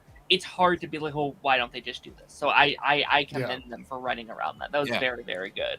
Because with that drama, you're like, oh shit, if I step outside the zone that they don't like one time, I could be screwed. And like, there's that leverage. It could tip, the scale could tip at any moment. And there's a powder keg too, where it's like, at any time, Fisk could just be like, fuck it. Here, it's Matt Murdock, guys, go get him. So. Right. So it's sort of like holding it over Matt's head. Like I could do this at any time. I could just say this at any time, but I'm not going to. I do want to say it was interesting to see that Josie's isn't really safe anymore. It seems like with all the stuff going on in Hell's Kitchen, you would think Josie's would be a place that they could go and sort of like chill out and not have to be so stressed. But that's not the case. And then we get to see Karen doing a little fighting there for a minute in a scene. And then it switches over to one of the coolest fucking fight scenes I've seen in Daredevil, where he's using the actual like the cord to swing across the fucking floor at the bottom of Josie's. And I was like, holy shit. So good. The fighting is visceral. It's very TVMA. Just the stuff that they're doing. And then we get the reveal that Karen has actually captured one of these guys, and she's holding him with the mask over his face so they can get answers from him, because she believes that he actually, or she doesn't believe, but she wants to question him because he says that he's there to get to help out the resistance. What did we think of this particular moment in the episode? Because Matt didn't seem happy at all. So, rightfully so. I think it was a little bit like, why are you What's the tea with this kind of situation? I think he's just like he's very overprotective of Karen, and like especially after what happened to Foggy and him getting into this world, he's just very overprotective. Rightfully so. Like this is a very dangerous line of work. Hector just got shot last season out of nowhere. Like it can happen to like the best of them. And like even like episode 3, like when all the shots are firing around her, I was like, oh no. Like I was afraid she was gonna get shot. But I'm loving Karen this season. I'm loving what they're doing with them. It's really fun getting her like it like this is the first time I feel like Matt and Karen are on the same playing field. Like there's always been secrets or levels in between their dynamic, and it's so fascinating. They both know the exact same thing the whole season, and that's really cool. There's no secrets between them, right? Basically. And you could definitely tell in season 1, like there was that constant push pull with all the secrets that was going on. Yeah. Yeah. It feels like I could say something, but I'm not gonna say it. Well, that's how you do an NDA. I will just say that it is really nice to see Matt embrace that relationship after, if you're counting the Netflix show, 4 seasons of him just kind of struggling with that. And also, I did like Elodie Young's response to that, because she made a quote tweet in regards to, I wonder how Elektra would respond to that. And I have a suspiciously sneaking feeling that Elektra might come back in season 3, and that would be very interesting. I'm not alluding to anything at all. I swear to God. I'm just saying, based on that and the fact that she may or may not be in New York working out, is a very different situation. Hand is than back in Spider-Man as well. Like I know that's a going rumor. Right. And you talk about a character in this mythos who's connected to the hand. None is more than Elektra. Correct. I'm and like to add on to that, Phil, like I think it'll be very interesting now that Karen does know everything. Like now she can there was a weird power dynamic between Karen, Elektra, and Matt the first time. Yeah, she knew everything. Matt knew, and Karen knew nothing. So now that she is in the loop of things, does that change their dynamic? And now she's learning how to fight? Are we going to see is a battle going to happen? You know what? If they do give her any sort of training, do it fucking better than something like Black Canary and Arrow. That was they just rushed her training, and the few times that they tried to have Felicity smoke punch a bag, they're like, "Hey, you're doing this wrong," and nothing ever happened. So I want to talk about this comment from Harrison when he said you're lying. Now he's telling the truth. It was funny, but I also want to point out something they're doing that's really exciting to me, and I hope they continue this through the rest of the season and the rest of the series, is the really interesting ways that Daredevil is using his abilities that we didn't really get in the Netflix show. We did a little bit, obviously the heartbeat stuff and things like that, and we got to see how he sees the world situation or whatever. But some of the things he does, and we're going to talk about it a little bit more as we talk through these 2 episodes, some of the things he's using his powers on and then using his abilities for are really interesting and really cool. So Lone Wolf here with a $5 super chat, showing Phil some love here. Hey Phil, gotta ask you, so Punisher is not in the season Saw 3C films. Review of the season said Bullseye felt like the sub for Frank this season. Agree? I will confirm that the Punisher is not in season 3, but I will push back on him being a Bullseye stand, and that's a little ridiculous, because they're 2 very different characters with 2 very different pasts and very different ideologies and very different motives. So no, Bullseye did not feel like a sub in for Frank. Bullseye is... Just wait till next episode. Okay, all right. Okay, just wait till episode 4, and you'll see exactly what I'm referring to. And not in season 2? No. Okay. All right. Speaking of... Oh, go ahead. I will just say, I think I can kind of see that with the casual audience, because now every time someone gets killed or every time someone dies, it's like season 2 all over again of Daredevil. The casual audience is like Punisher. It's like, no, it's not Punisher. It's Bullseye, but it gets them every time. Let me say this. In that regard, Go ahead, Jake. Oh, I was just gonna say it's that zinger that always gets them. Yeah. Let me say, kind of piggybacking a little bit off of what Phil was saying about them being different. I love how what they've done on the show with Daredevil is every character now feels like a different individual person. There's no characters that exist that feel the same. And a lot of shows, we've got characters that can fill the same roles. On this show, not so much. And now we have Bullseye actively hunting down Vanessa and going after all of Fisk people. And we get some really cool scenes. I really love the direction they're taking this character, because I'm like, they're making him complex, but not convoluted, because I think there's a difference. You can have convoluted storylines that don't always make sense just to get the character from A to B. But with Bullseye, it's like they're not worried about that. They're just telling the Bullseye story the way they want to, at least from what I can tell so far. They're telling the story the way they want to, and it doesn't have to necessarily ride the rails with Matt or Daredevil. He just happens to have a similar goal, but those goals don't always align for the same reasons, which is why I think it's really interesting seeing how Bullseye is impacting the season so far. And I'm really excited to see where they're going to go with it. I think they're hitting it right on target with his character, pun intended. All right. Heather is starting to crack. So in this episode, we keep building toward Heather's instability. She's isolated, overworked, and getting pulled into darker territory. And she's got a fixation on Muse, not Hush. Not Hush. Muse. She's got a fixation on Muse. I'm a little confused, though, because I don't know. I feel like I don't think there was a supernatural element to Muse in the first season of Born Again, unless I missed something. So is this just her having a actual mental breakdown, or is there something else going on here? You think that's what it is? I don't recall a supernatural element, so that's probably correct. My ongoing theory is literally it seems like this is what the plot of Scream 7 was going to be, where it's the thing that haunted me, I am now slowly turning into that thing.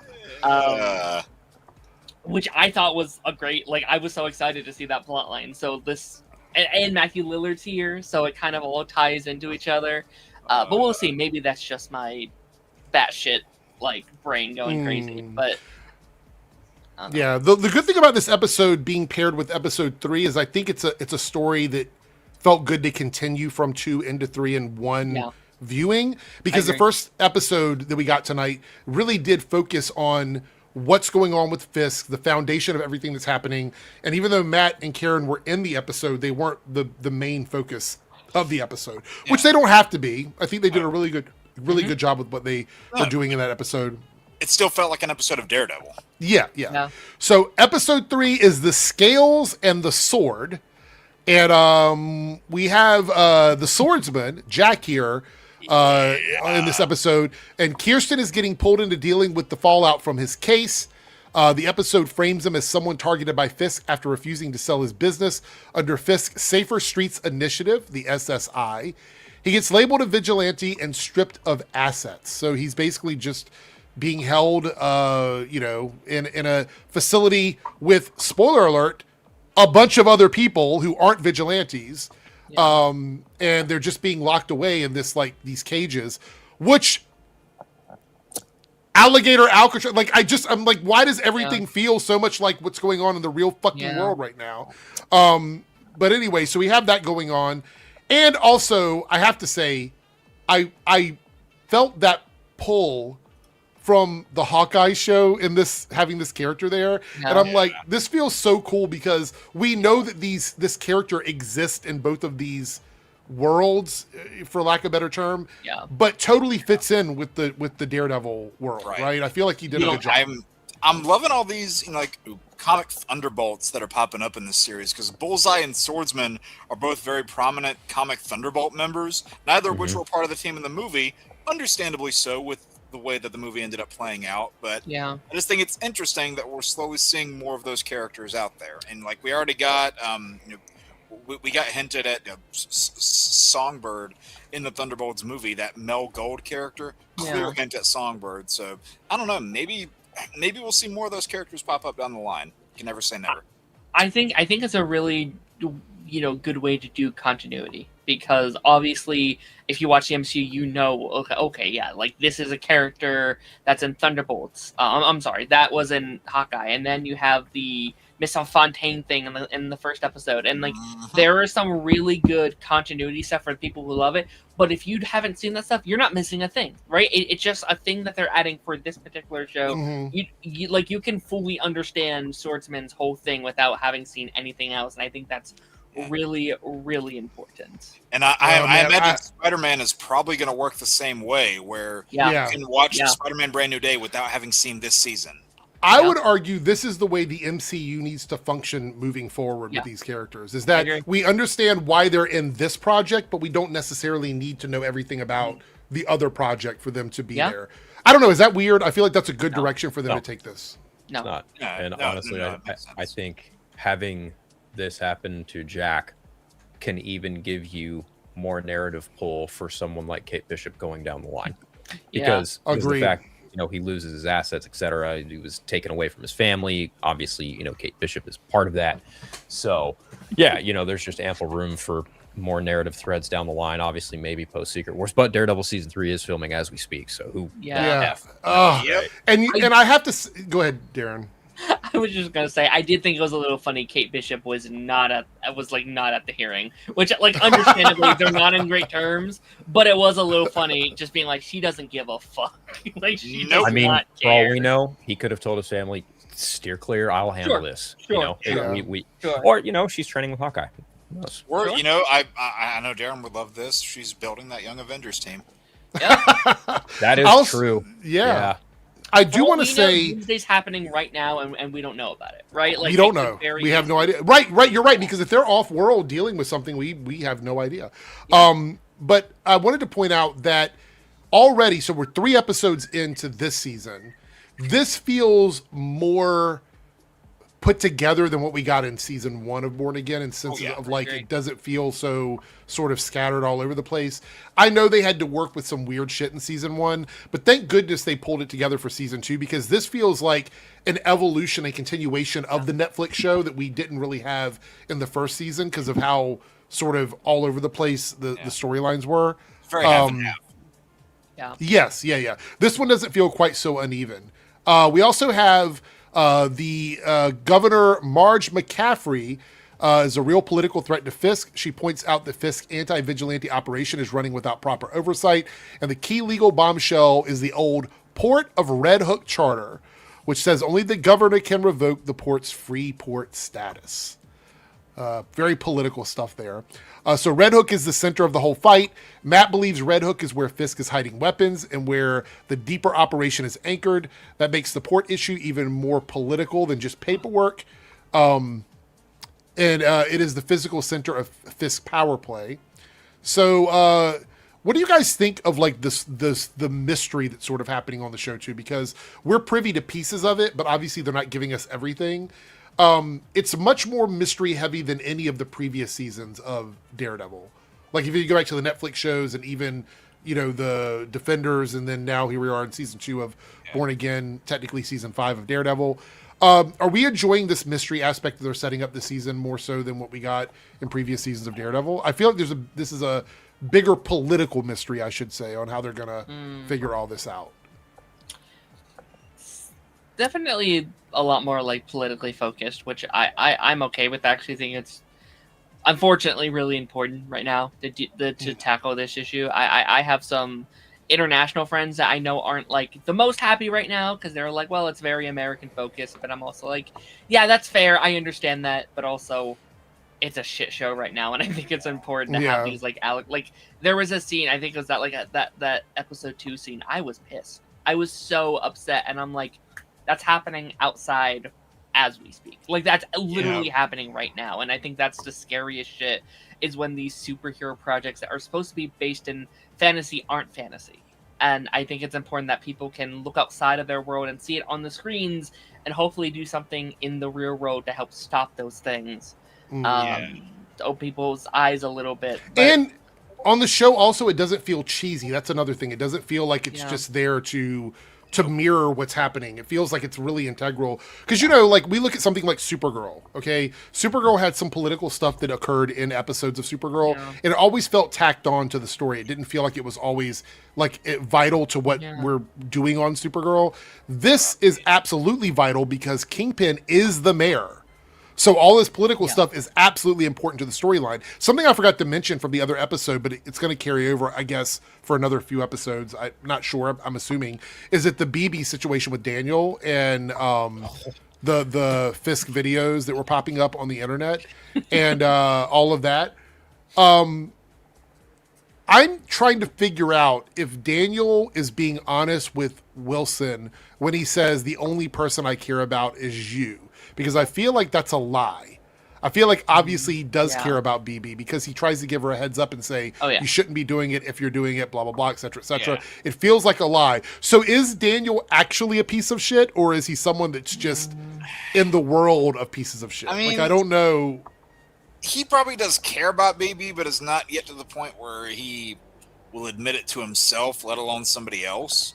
So I don't think he's as much of a piece of shit, but I still think he's a piece of shit. Like, his whole line, I think in episode 2, or maybe it was episode 3, where it's like, well, sometimes you have to look the other way to get good things in life. I'm like, that's not great. That's well, not also, how I can't remember what's the guy's name? Alan? Is that his name? The one that said that. What was it? Talking about Fisk's right hand? Yes. What? Buck. It's Buck. Buck is, I believe, said something like he sees a little bit of Fisk in Daniel, like basically seeing that might be a transition of that whole persona of Kingpin situation going on. Which I think we might be dealing with a Penguin situation here. I think Fisk also sees himself in this kid, and he is going to take him. I don't see a word where this kid makes it out of season 2. I don't see it. By the way, we also see that Fisk is training as well for a boxing match throughout the 2 episodes, and which he does not need. No, I mean, I gotta say, my dude is bulked back up again. He's giving Kingpin realness. In season 1, I'm like, this ain't Kingpin realness. This is Ozempic realness. Where's Kingpin realness at? And now the Kingpin realness has returned. Oh, so it just reminds me of like those Spider-Man 90s episodes when he's like, sparring against these 3 guys who are no threat to him whatsoever, and he's like, all right, workout's over. Just throws them aside like they're nothing. He's just like, you're not taking it seriously. Fucking in the mirror. Like, I'm like, oh shit. Like, yeah. What the fuck? That shot with the blood slowly dripping on the glass pieces on the ground as it transitions into the theme music. Incredible. Like that's a classic Daredevil kind of shot that they would have done in that show. Like, it's so good. Yeah, so good. It's just a character that I feel like we've gotten really lucky with various adaptations. Like, they've all been spot on. I don't think we've ever had a bad one. I think we're gonna look back, like when people go back and look at the MCU years from now, this is gonna be one of those shows where they're like, the casting was just, everybody was right, all the roles were right. The Netflix era as a whole, I don't know how lucky except for they got. Iron Fist. I wouldn't say that's his fault though. Like, I don't think that was on the casting was not the problem with that show. Yeah, I think you're saying. Are you blaming Scott Buck for everything? Of course. Yeah. Blame Scott Buck for Iron Fist. Blame Scott Buck for Inhumans. I could go on. That's true. How can you have two bad things and be like the actors just weren't into it? Like, what? Yeah. By the way, we talk about casting. The Inhuman show was fucking stacked. That was a stacked cast of actors, and they fucked it up. How can you have 2 Marvel shows and Iron Fist is the better one? I don't know. I didn't even hate, I've still only seen season 1. I haven't got around to season 2. I didn't even hate it. Season 2 is so much better. I didn't hate it as much as other people did, but going into it, I also knew I heard the worst possible things ever. So I think I went into it with the low expectations. When you go into season 2, the Daughters of the Dragon storyline is like the best storyline. Best part about it. It's really fucking good. I feel like when you go into one of these seasons or like a movie and you hear that it's like the worst thing to ever grace the screen, it really lowers your expectations of how it's going to be. And then you can walk away from it going, oh, okay, wasn't that bad. We're going to bring Medusa in and cut her hair within the first 5 minutes of the episode, and then she's bald for the rest of the season. Like, give me a break. All right. I couldn't finish that. They threw Wanda in there, and Wanda went, what hair? So Karen... Karen wants practical solutions, even open to bringing in Punisher-level force. Matt is horrified by that logic and insists that killing Fisk is not the answer. So this brings up the question, do you fight fascism with rules, or do you break the rules because the other side already has? That's really the discussion they're having. The fact that they see Punisher as so much of a viable solution tells you how far they've By the way, I want to point out, Punisher's already made that decision. If you Yep. if you break the rules, he's going to break the rules. It's game over. He doesn't give a fuck. Right. That's the difference. He's already made that choice. And you can tell, like, the city is, like, warped his image, because, I mean, fuck, those cops in season 1 that Are were, like, wearing his donning- insignia, like, too. donning his insignia, and he even says, he's like, okay, these guys went too far. If Frank Castle is saying that, you fucked up. I think it's such a I'm loving where they're taking Karen this season. I think they're taking her exactly where I would have taken her too, because like her journey with Kingpin over these 5 seasons are so insane if you look at it as a collective. Like, she worked her ass off to get that man behind bars in season 1. He got out again. She worked her ass off to get him in there again, and it doesn't work. He won't stay there. She's at her wit's end. I think it's such a good writing decision to have her kind of at that point of like, I don't care. Like how else do we keep this guy down? And me as like an audience, I'm kind of with her. I'm like how else do we deal with a guy that doesn't play by the same rules that Matt does? Like, I think, let me tell you what I think Matt is thinking. Matt is probably thinking, if we get rid of Fisk, we create 10 other problems, because then you have a bunch of people in that low level range that are going to be fighting to be who Kingpin is. Yep. And I'm not saying that one is right or wrong. I'm just saying that's probably what's going through Matt's head, is that I know who's out there. I know the villains that are out there, and I know somebody is waiting to just pick up that mantle and become the next Kingpin. Because you have to think, like, if Fisk is gone, what fills that vacuum? Well, I mean, Vanessa, she could end up being the next Day? Kingpin. Guess who we're getting in Brand New Day? Tombstone. Tombstone. Yeah, he was basically the Kingpin of Spectacular Spider-Man. He was that same kind of character. Okay. All right, what do we got here? All right. With help on the layout of the AVTF holding site, Matt launches a rescue operation and frees the prisoners, including Angela's Tia, her aunt, the Greek restaurant owner. I don't remember her name. I don't remember that lady's name. Did they ever say? I don't remember.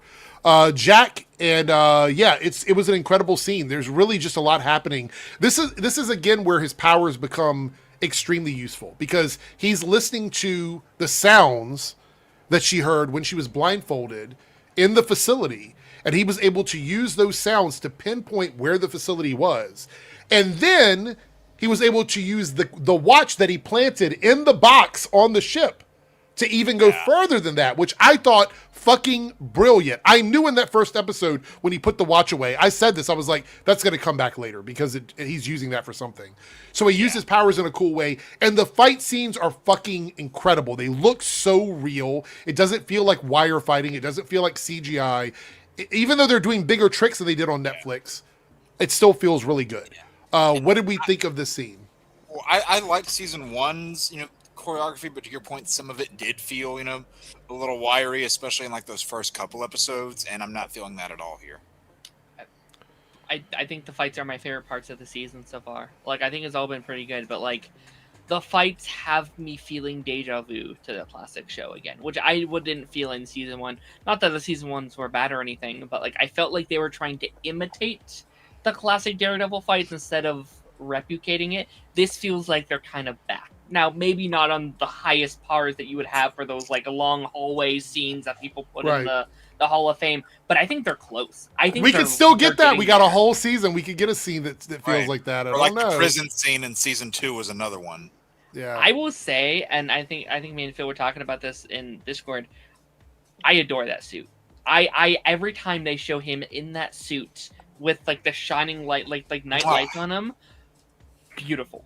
Genuinely beautiful. I think that might be my favorite suit he's worn in the show so far. Like, obviously in general I prefer the red, but this looks good. It looks really, really good. Yeah, I'm a huge fan of that Shadowland suit. Yeah, so dude. I was already on board. And any game that I play Daredevil in, if that's an option for a suit, I'm going to be wearing that suit. Yeah. As soon as I saw that was coming, I was like, okay, you've sold me. Whenever I like get on my Switch and I play like the 3rd Ultimate Alliance, that was one of the first unlockable costumes for Daredevil, and I switched to it right away. Yeah, the black with the red is just And it's Too such good. a So fucking cool good. like gimmick too, to be like, well, it is still the red suit, and we're gonna slowly see the black peel off through the season. Brilliant, genuinely. Whoever thought of that? Yeah, give him a raise. You weave that stuff into the narrative, like Right. It's that little stuff that you don't have to do, but when you do it, damn it, it really works. The only time I've ever seen something like that work in that capacity is Batman Arkham Asylum. Oh, Because that, as you progress through the game, his suit gets progressively more fucked up. Yeah, and yeah, that happens throughout the other Arkham games too. True. Yeah, like you'll see, bullet holes, scrapes, scratches, the capes I mean, all whole. Arkham Origins one, he's got like a fat scar on one side of his chest plate. He's got a fat scar. The cape's got like 50 holes in it. Yeah. Yeah. It says also here in my notes, Angela is hiding while wearing the white tiger gear and stealing AVTF equipment, including communications tech. And this is why I was happy to hear that we're going to get questions answered, because I felt like we're going in that direction. And so that was good to know. And then we get the big surprise at the end of the episode. So remember when Mr. Charles told Fisk, you have to be willing to do certain things, and this is what's going to prove whether or not you're smart or you're not smart, basically just dog walking him.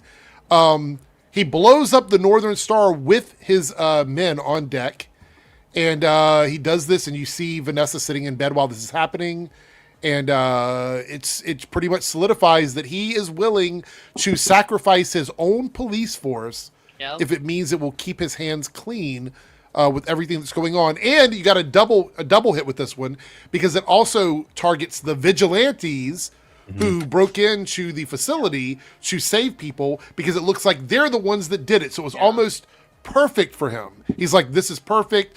I don't care about those people anyway. They serve their purpose. And now they've even helped me out with explaining what happened with the Northern Star. Yeah. What a way to end. Credits started rolling. I was like, fucking great 2 episodes of TV. It felt like a mini movie for me. I was so satisfied with it. I'm so excited for this season. And I know you weren't here, Darren, but we talked earlier about like all the trailers we're getting and all the stuff that's coming out. Good. 2026 is like lining up to be an incredible year for like entertainment, the stuff that we love. So I have to say, these 2 episodes, I'm saying like together combined, probably like an 8.5 out of 10, maybe a 9 out of 10. They were just really good. And I honestly feel like based on what they're doing right now, 3 episodes in, unless they completely fuck up somewhere in the middle, I feel like we're just going to keep getting these really consistently well done episodes through the whole season. Yeah. I would just say that this episode has, I would almost say, my favorite one shot of all the Daredevil stuff, be it season 1, 2, 3, 4, and 1, 2, and 3 and Born Again. That oneer at the end where it's Daredevil and the Swordsman, all that is just spectacular. Those 2 together. Yeah. Please give me more of him. He's awesome. Give me like a special presentation. I love Jack. Yeah. He's amazing. As soon as we got a Thunderbolts movie announced, I was clamoring for this character. Yeah. I also like the actor in Better Call Saul. Yep. Oh yeah. By the way, we also got our first official on-screen look at Bullseye's like costume this season, which I thought was great. Oh, we got confirmation about the mother too. Maggie, right? Isn't it Maggie? Yeah, which was nice. I'm glad they touched base with her. I hope we get to see her again. I also just wanted to. Oh, sorry, Eric. Go ahead. No, I was gonna say, what do we think of the reveal of that with the whole Fisk mask and everything? What do we think of that in the episode? I laughed. Oh, yeah, was it who you thought it was gonna be? I kind of figured. Yeah, that's kind of what I was thinking. I kind of figured that. Okay. Funny though. I just wanted to see if you guys. Not saying that because I saw it coming. Not saying it was a bad moment. No. But just one that made me go, yeah. Just kind of makes sense. Yeah. Right, like it made sense. It wasn't like something that they tried to be vague about while it was incredibly obvious. They just like presented it to you, and then the story kept flowing. Okay. I also just want to add my favorite quote from tonight's episodes was, "If everyone thought it was too dangerous to be a hero, there wouldn't be any," which I thought was just a kind of a brilliant, like, Yeah, that's very true. I thought that was a very poetic scene. I think kind of pushing where her story is going to go this season and how this, like, every character is going to feel like everyone has to step up, even though they know they may not make it out. And I think that's beautiful stuff. I am jealous, but also not jealous that Phil knows what's going to happen, because I'm really loving the week-to-week release stuff that we're getting now. It feels like we're watching TV back in 2017, where stuff comes out, people watch it when it comes out, and then, like, this 3 a.m. release schedule for TV shows, I don't like. If you're going to do them at like 8, 9 o'clock at night, so that everybody can watch at the same time and have a chance to talk about it. So, any final thoughts on these 2 episodes before we wrap up the discussion? I will just say I've seen a little bit of pushback on Reds about people asking why these 2 were picked, and I can kind of understand that. But then I guess even just looking at the season comparatively, I would even posit that I think 4 and 5 would also have made a good, double feature, because they are very, very much tied together. So next week you guys are going to be kind of like, ooh, I want the next episode real fast. I'm telling you. But these two are fun. Again, I think for me the highlight was that 3rd episode, that Wonder. I'm a sucker for really good technical visuals, and that I love Wonder shots. And one of my goals, if I ever make a movie, is to do a Wonder shot via Spielberg, or even like in what they're doing in Daredevil. I love that kind of filmmaking. So it's good. Like, it's really Phil, I want to ask you before we wrap up this whole thing. Famous for was those Wonders. Yes. Yeah. Phil, I wanted to ask you before we wrapped up the whole thing, since you've seen the season or whatever, with and had a chance to think about it, do you think they made the right choice by actually putting showrunners back in charge of TV shows instead of what they were doing with previous Marvel shows? I will say, in the case of Daredevil specifically, I think it's really smart that they went from 2 kind of unknown guys who were tasked with doing a courtroom legal drama, and going back to someone who had previous work on the Netflix stuff, Dara Scartapane. Yeah. I think that was the smart call. Okay. Because he came in and at the 5th hour reconstructed what was season 1, and then from there now they have free game to do exactly what they want for season 2. And the way they even set up season 3, they don't tell you, but they give you a very clear, concise idea of what they're doing with season 3 at the end of it. So in this instance, yes, I think it was smart. Okay. I think the real answer to that question will come with Vision Quest, because that is Harry Metalis, who was on Picard, and he's doing Vision Quest, and it'll be very interesting to see how he goes from something like Star Trek into the MCU. I really love how we've got Daredevil, and then we're going to jump into Spider-Man, and then we're going to get the Punisher special movie that comes out or whatever. Is that the order? Is it Punisher before? Punisher's before Spider-Man in May. Okay, so we get Daredevil, we get Punisher, we get Spider-Man. So that's like, what a great transition of like street level superhero stuff for the summer.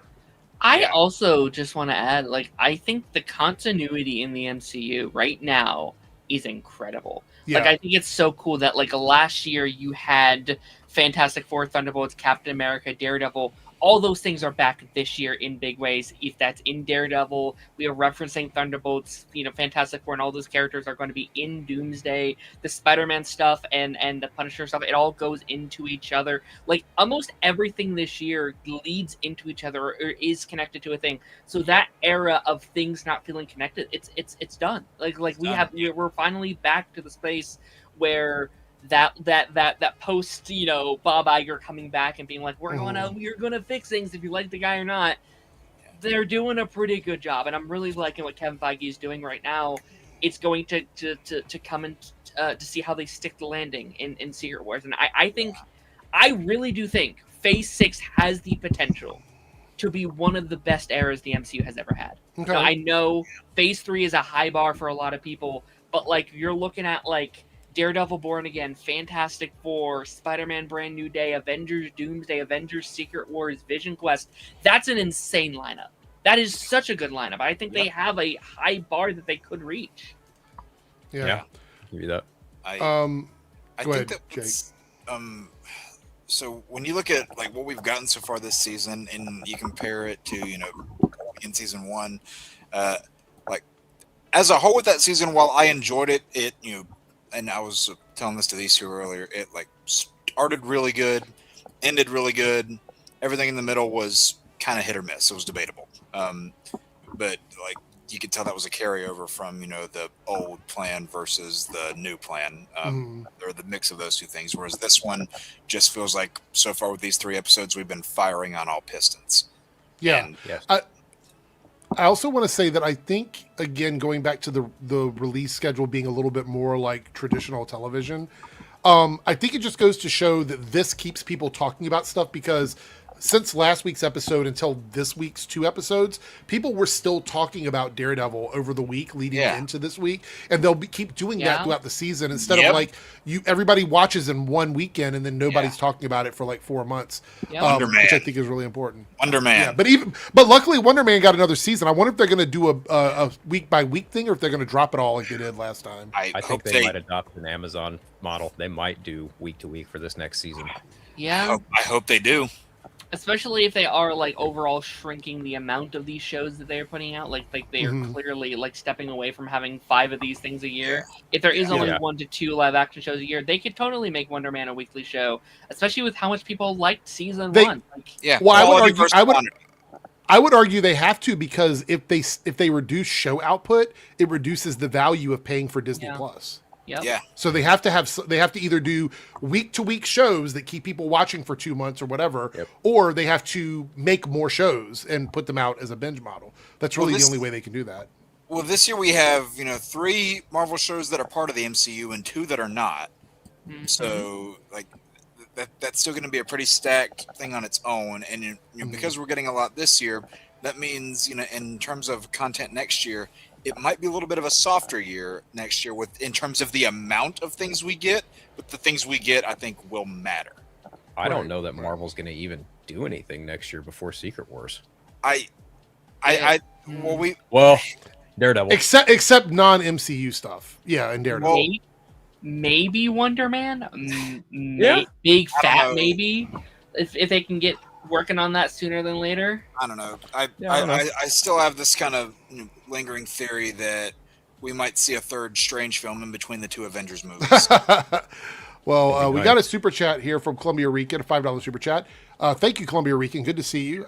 See you stop playing your game long enough to say hi, so I appreciate it. I'm surprised that the Chuds haven't ruined Daredevil for us, since they literally have ruined all of our other shows and movies. R.I.P. Star Trek Academy. If they could ruin everything, they would, but sometimes there's just not enough.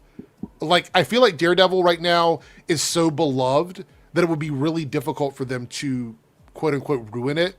I don't think that their audience would be willing to put up with that. If they can't find the obvious thing to pick apart, they will nitpick the tiniest thing, and they will take an inch and go a mile with it. I mean, to be fair, they could probably argue about the White Tiger mantle being passed on, even though it is a comic book thing. They could probably argue about that.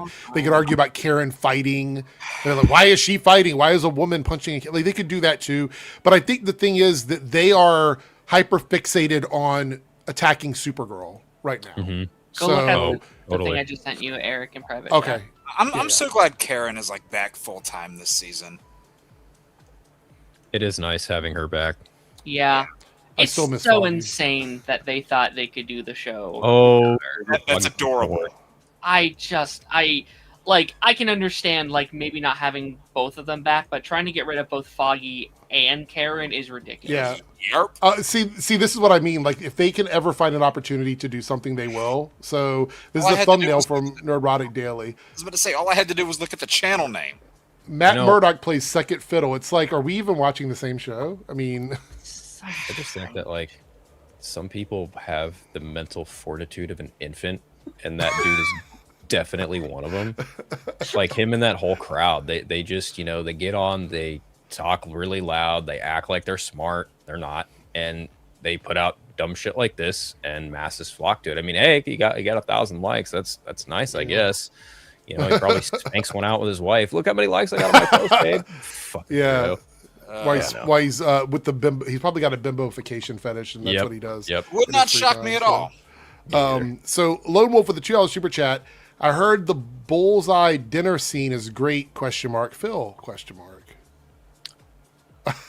That's supposed to say is that supposed to say dinner or diner? Is it dinner or diner? It's a diner. Is it diner? Is it a diner scene? Okay, because I don't know what this is in reference to. I don't remember seeing this. There is a diner. I won't say. So this diner. is a spoiler for an upcoming episode, is what this is. Well, Bullseye's in the next episode. Okay, all right, gotcha. And I say that because when I talk about Daredevil Born Again specifically, I've said Bullseye's the MVP. Episode 4 is a game changer. Episode 4 is also a Bullseye episode. That's all I will leave it at. Okay, all right. I'm excited. Bullseye is one of my favorite things about the season right now. Oh, the trailer. Gotcha. That's why you're bringing it up. So I try not to watch the trailers for the next episode. I just want to go into it clean as I can usually. Yeah, I don't like to do that anymore because back in to reference it again, like back in the Arrowverse days, people were doing that a lot. Like Paigey had entire a week's worth of videos based on trailers, and I'm like, what the fuck? The fact that some stuff legitimately got spoiled in the trailers, that really pissed me off some days. Just as a quick example, a 30-second trailer and people are doing 5 videos on it. Yeah. When I'm looking at you, Ben, DC TV show. The whole, just as an example, the whole fucking Tommy Merlin human target bit. I was mad that got spoiled in a trailer. I'm like, God damn it, guys! I'm removing the Daredevil spoiler thing because I think we're moving away from that. So we'll do the super chat and then we'll look at the poll and then we will do shout outs. So Staggervorth, the 499 super chat, not related to any topic discussed, but I heard there's going to be an astronaut rocket launch to the moon. Yes, so apparently they are going to be doing that. Tomorrow, it's the first time we've been to the moon in 60 years or something like that. It's been a minute. But are we going to find out that there are aliens on the moon? Is that what we're going to figure out when we go to the moon? I don't know. My brain was still on Daredevil when you started saying this. I was like, wait, they're doing a moon launch on Daredevil? I was like, wait, what? Okay, yeah, that makes sense. Plot twist. Yeah, they are doing this tomorrow, but tomorrow's going to be crazy for me. There's no, by the way, if you're watching on the Debunks channel, there's no Copecast tomorrow. The Copecast is going to be on Friday this week because tomorrow I have a ton of shit to do. Thursday I have a ton of shit to do during the day. I will not be available to stream tomorrow or Thursday. So we're going to do the Copecast on Friday. I will have videos, but I won't be streaming during the day on either one of those days. So anyway, thank you. Normal time Thursday. Yeah. Thursday's nighttime show will be normal. Cool. Just daytime stuff is fucked up. $2 super chat from Lone Wolf. I meant the full trailer we've seen already. Yeah. No, I'm not mad about that. If there's something in the trailer, it's fair game. I just hadn't seen the trailer, so that's why I didn't understand what you were talking about. But this Thursday, I will be reacting to both of the podcasts. So there'll be 2 videos that'll come out because I reacted to the podcast last week. I'll do it again this week. You guys say that you really liked it. The people in the chat said they enjoyed it. So we'll do that again this week and we'll see if it doesn't get claimed like it did last time. Hopefully, fingers crossed, it doesn't get claimed. So yeah, Chris says, I think I have a better chance to catch the Copecast on Friday. Well, hopefully everybody, the Copecast is a fluid, like fluid sexuality and gender. It's fluid. It just moves around where it wants to go. It's got whatever pronouns you want to apply to that podcast, you can. Jason here says, Eric, do you watch Euphoria? I just started watching. It's actually really good. I watched season 1 of Euphoria. That's what I've heard. I adored season 1. I adored season 1 so much I put it on my favorite show list. Season 1 is fantastic. The 2 holiday specials they did in COVID were fantastic. Season 2 is not good. It's not very good. Jaybird, yes, the Copecast is a woman. So that's depressing, Darren. All right, so 3 isn't going to be fun because they lost a main cast member. That's what I heard too. Yeah. Yeah, I'm glad they're finally wrapping it up though. It's just these long breaks. The cast was insane. Like they got all those cast members at the perfect time, and then they all blew up at the same time. I'm just ready to wrap it up and then call it a day. I want to point out, I just got done with Ted season 2. Great show. I had a good time with Ted season 2. The D&D episode was so much fun. The one where she went to jail was so much fun. I mean, just a really good show. I know it's super expensive though. It's like one of those shows that's like millions and millions of dollars per episode because of the Ted CGI. So I had a good time with it. She also plays Liz in Spectacular Spider-Man. That's right. Yes, that's true. Yeah, I forgot about that. God. Columbia Rica with the $5 super chat says, I guess the rich want access to helium-3 minerals from the moon, which could be used as a fuel source. Just saying. Oh my God, is that what it is? Is that really what it is, Columbia Rican? they want to mine materials off the moon. I would not be surprised. That seems like it would be the only reason they would a go. bad sci-fi movie. Like that's just shoot the whole. I just thought of the whole thing with Brave New World. I revolved around mining rights. So. Oh gosh, here we go. Lone Wolf $2 super chat. Phil, can you vague talk about Jessica this season? Man, they are desperate. They're trying to. They are trying to crack Phil. I will quote Kristen Ritter because she was asked. She was doing press for it, and I will just use one word that Kristen Ritter said: "Mommy," and she is back. Oh, okay. There you go. So see, if she said it herself, it's not bad. Yes. So there you go. There's your hit, Lone Wolf. I too am excited. Look, I really enjoyed like pretty much all 5, 6, I guess if you count Defenders. So all of the Netflix shows back in the day. One thing I loved about Jessica, well, actually 2 things I love about Jessica, is she was a character that didn't give a fuck. She was like, I'm really powerful, but I don't give a shit. Right? That's what I really love that about her. She wanted to drink. She had sex and she did her fucking job, and that's all she did, right? I really love that about her. Secondly is the fucking soundtrack, the score actually, not the soundtrack, the score for Jessica Jones, especially season 1, so fucking good. She's so fucking good. One of my favorite interactions that we ever got out of that whole Marvel Netflix cast between her and Matt and Defenders, where he tries to pull her away and she's like, "You grab me like that again, I'll hit you so hard you see." That shit, it just gets me, man. Before we wrap this up, though, I have to say with Jessica Jones, the one thing I loved about her character story in the whole Netflix era was she was always way like stronger physically than what she ever really got to show on the show, because they didn't really give her an opportunity. She wasn't fighting people at her level all the time, except when she fought with Luke Cage. But when they were trying to escape from the hand and the elevator snapped and she had to hold the elevator and the cord, I'm like, this is one of the first times where it's like you get to see, like, this is how strong she is. She's a very, very strong character. And actually in the comics, she's even a little bit stronger, not at the level of like, Spider-Man or anything like that, but she's definitely a lot stronger than she was. So I'm hoping now that we have the Disney-fication, I guess you could say, of the show, that we're going to get to see her, not necessarily in Daredevil, but if we get to see her more in the era of the MCU, that we get to ramp her up a little bit. And there was a comic book where her and Luke Cage hired Supergirl as a nanny for their child. I feel the same about like Luke Cage too, because I like him in that first season I saw, but I feel like they never got him at the level that I kind of wanted them to with that character. So both those two and Iron Fist, I'd love to see if they could fully embrace some of those roots in the comics that I feel like the Netflix was always slightly too afraid to kind of reach. Yeah. All right. So with that being said, let's go ahead and see what you guys voted on, because I know what Jake was hoping for. So let's see if that's what was picked for the poll. And what do we got here? We get, with 43%, which was a big chunk of the votes, top three worst movie castings of all time. So these are actors that were cast in roles where you weren't vibing with it, you didn't like it for one reason or another. So that is going to be one of our next ones. I'm gonna have so much fun with this one. Oh boy. Darren's scared.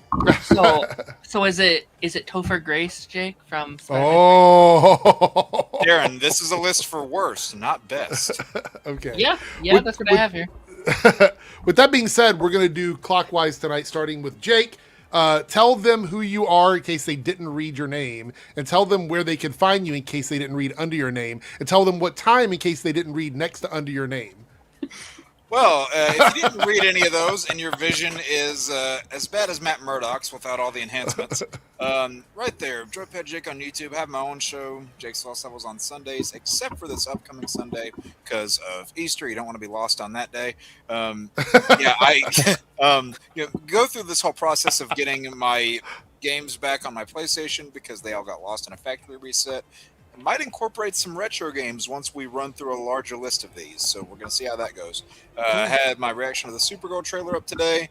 I didn't record a reaction for Masters of the Universe, but loved it. I have a Spider-Man related video releasing tomorrow, and then outside of this, you can catch me on Party Nation on Tuesdays, Council of Creators on Wednesdays. Do you have any free time? Like, what the fuck? Yeah, I mean, you got to pay the bills somehow. So yeah. Yeah. Before we move on to Phil, I did have a question here from Cameron. Have you read Absolute Superman or Absolute Batman yet? I collect Absolute Batman every month. I'm waiting to get Absolute Superman in trade. I do have the first issue of all the Trinity, though. I've got Absolute Wonder Woman, Superman, and Batman. I have 2 copies of Absolute Batman because when I go to Comic-Con this year, I'm going to get it signed by Scott Snyder, and hopefully, if Nick Gerardo Holy shit. I'll get it signed. Okay. All right. So, Phil, with that being said, where can they find you, and do you have anything coming out this week for people to check out?